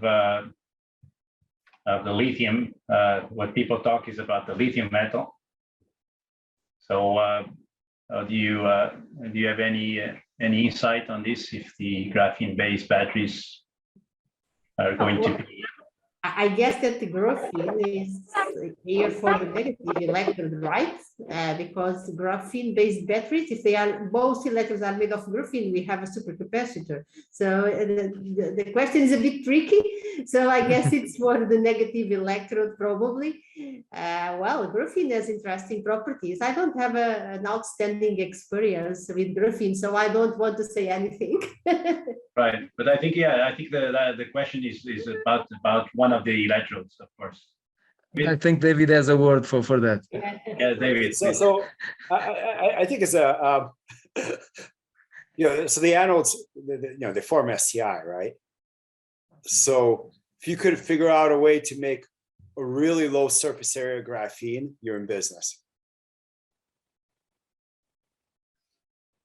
Okay, so but flat graphene then is not the choice, right? If you talk about low surface area. If you could just figure out a way to take those graphene flakes and put them together in a large chunk, let's say, if there's a name for it, if you call it, say, graphite, then there's a lot of commercial viability. How about folded graphene? The high surface area materials don't They agree. tend to fold quite a bit, actually. Right? Yeah, exactly. It's folded graphene, maybe. They tend to fold quite a bit. So that's a way of maybe getting high surface area. There is this question for I think David that came up, that what can be done to increase the energy density? Will thicker electrodes help? What is the trade-off with power? Yeah. So in a metal battery, thicker cathodes help, right? Which obviously you sacrifice power. Thinner anodes also really help. So ideally, if you could have like a really thick, high voltage cathode, let's say, and no anode at all, so anode-less configuration, really film of lithium, like 10 microns or something. That's a really nice configuration. Right now, it seems to be almost the other way around, where the anodes are really thick, which is it's a real problem for metal anode side, is that if you have 100 micrometer lithium foil, you have way too much capacity on the anode, and it's just basically dead metal. And the trade-off with power on that? Yeah. Well, the thicker the cathode is, the more challenging it is to get. The thicker it is, the denser packed it is too, right? So less fluffy the cathode, you're always sacrificing some rate capability, of course. But from a fabrication point of view, it's probably easier to make the thick than the thin. What do you think? So on the cathode, it's easier to make a thinner than a thicker one, right? On the anode, it's easier to make a thicker than a thinner one. Yeah. So cathode thinner is easier, anode thicker is easier, which is the opposite of what you want. Right. Yeah. That's That's the what I was problem. thinking. Yeah. No. Yeah. I had actually a question for Joanna, because you show this laser printing, and you showed like this round shape regions for the carbon. I was wondering, why did you pick up those? Just because they are easy to make? Does the shape matter? I mean, you talked about the size, that it depends on the size, the distance, but would the shape matter? So if I make a square instead of a circle, would that change the properties or not? So the idea was to try and increase the accessible surface area. I don't, can you hear me? Yes, we can. So, yeah, okay. So the thing is that I mentioned holes instead of trenches, because when you have trenches, you lose more potentially active mass, whilst when you have holes, you still retain lots of the material, but you can create like highways to reach the interior of the electrode. And also because for practical purposes, because we have a pulsed laser at our faculty, and so it basically what it does is individual spots. Of course, if we use a very slow speed, and if we create a very small distance between the holes, they will form a single line. But we had this ability to use a pulsed laser, and so we thought that this could be a way of maximizing the accessible surface area. Yeah, I hope this answers your question. Okay. Yeah. Thank you. So I guess we still, I mean, at the moment we have a more general question, which I think people are really asking about the energy storage and the usage of batteries, which is, this question number 2. So, there's going to be a huge demand for EVs and for batteries, but people are concerned about the infrastructure. So in other words, I mean, we still don't see a lot of power stations now at the moment. And if for example, in Europe, I think last year they were sold about 16 million vehicles. These are, of course, not EVs, but of course, when we come to a stage where these 16 million vehicles are all EVs, then we need the infrastructure. So I was just wondering if you have any thoughts on that. What are the barriers at the moment? Because we still don't see, I mean, probably in the US, maybe it's slightly different, I don't know, but I guess my feeling is about the same. So if, what is your view on that? What do you see are the barriers? Because it seems like the technology is advancing quite fast, but at the same time, all this infrastructure is still, is kind of, you have a lag with respect to the technology. Who would like to maybe comment that? I'll try to comment. I mean, I'm really not a specialist in batteries, so I hope I don't say any stupid thing. But my feeling is that the infrastructure will follow as soon as people are convinced that batteries are economically feasible. And it's not yet happening. It is, but batteries still have some problems. For example, they can stand low cyclability, so it means that we have to replace them very often. And since they're quite expensive, it all leads to very high costs. And in this sense, I think that if we combine supercapacitors with batteries in kind of hybrid systems, we can perhaps make this electrochemical storage a bit cheaper. So perhaps that will convince people to intake EVs a bit more, and then the infrastructure will follow. Of course, it cannot be afterwards. It has to be this growth has to happen more or less simultaneously. Otherwise, we won't be able to charge the vehicles. But yeah, that's what I think. Any other comments on this issue? Actually, I may comment to Paulo this. I think the infrastructure is just waiting for electrical vehicles at lower price. I mean, the electrical, like the network itself is not, I think is not that complicated. The problem is that it's how we consume the energy, how we generate this energy.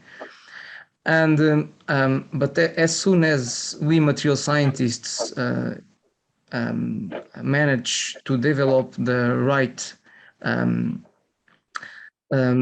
materials for this to be addressed and bring down the price of the batteries, I think the electrical vehicle prices will drop as well, because it's still an important part of the vehicle, and the infrastructure will come automatically after that.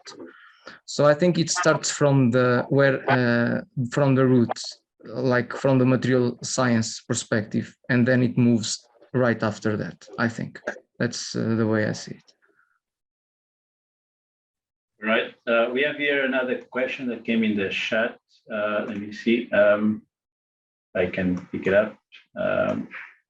How easy would be to gather top battery suppliers to harmonize design for enabling battery swapping in EVs, which offer a solution to all energy transition, as Antonio Valeri explained. Any comments on this? I think Professor Antonio Valeri should be here to answer these questions. Yeah, right. He's probably the most suitable person to answer this.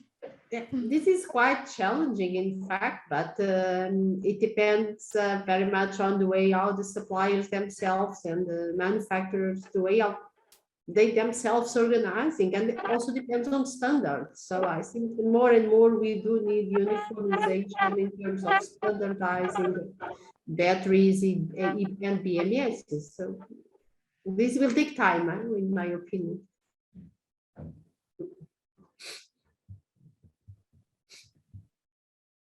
I have maybe a question that maybe Fatima, I don't know, Joanne, if you can address this issue of this asymmetric. So when you have a kind of a hybrid system. So I was wondering, you talked about, of course, power versus energy density, but I was wondering about the durability. So do these hybrid systems resemble more the durability of a battery or the supercap? Well, that I can say, I can answer very well, because I have data from field tests, not just from the lab. So we have data from field tests in very harsh environments that came from the winter in the United States till the mountains in Mongolia. That the cycling stability and the durability is very, very good and very promising. So it comes more into the direction of a regular ultracapacitor rather than a regular Faraday battery. Thank you. I don't know if there's any questions from you, from audience. Let's see. It seems to be. Okay, so I guess I don't think we have any questions from me. I don't know if anybody, Guilherme, if you have anything. I guess if not, I think we could close. I believe. I agree. Yeah. So well, first of all, I would like to again thank all the speakers for being here. I mean, and then actually for presenting their views. I think this was quite interesting. The topic is really challenging, but of course, this is going to be around for a long time, and so this is it's here to stay. It will continue to be an interesting discussion. So I guess I will again thank thank you, everyone. And then I guess I see you around, maybe in another meeting. And thanks again. Yeah, thanks everyone for joining us. Thank you very much. You. Bye. Thank you. Bye-bye. Thank you. Thanks for Bye. inviting me too. Bye. Bye-bye. Thank you very much. Good luck for the rest of the event. Thank you. Take Thanks a care. lot. Thanks, Fatima. Thank you. Bye. Bye-bye. Nice meeting everybody too. Bye-bye. Thanks.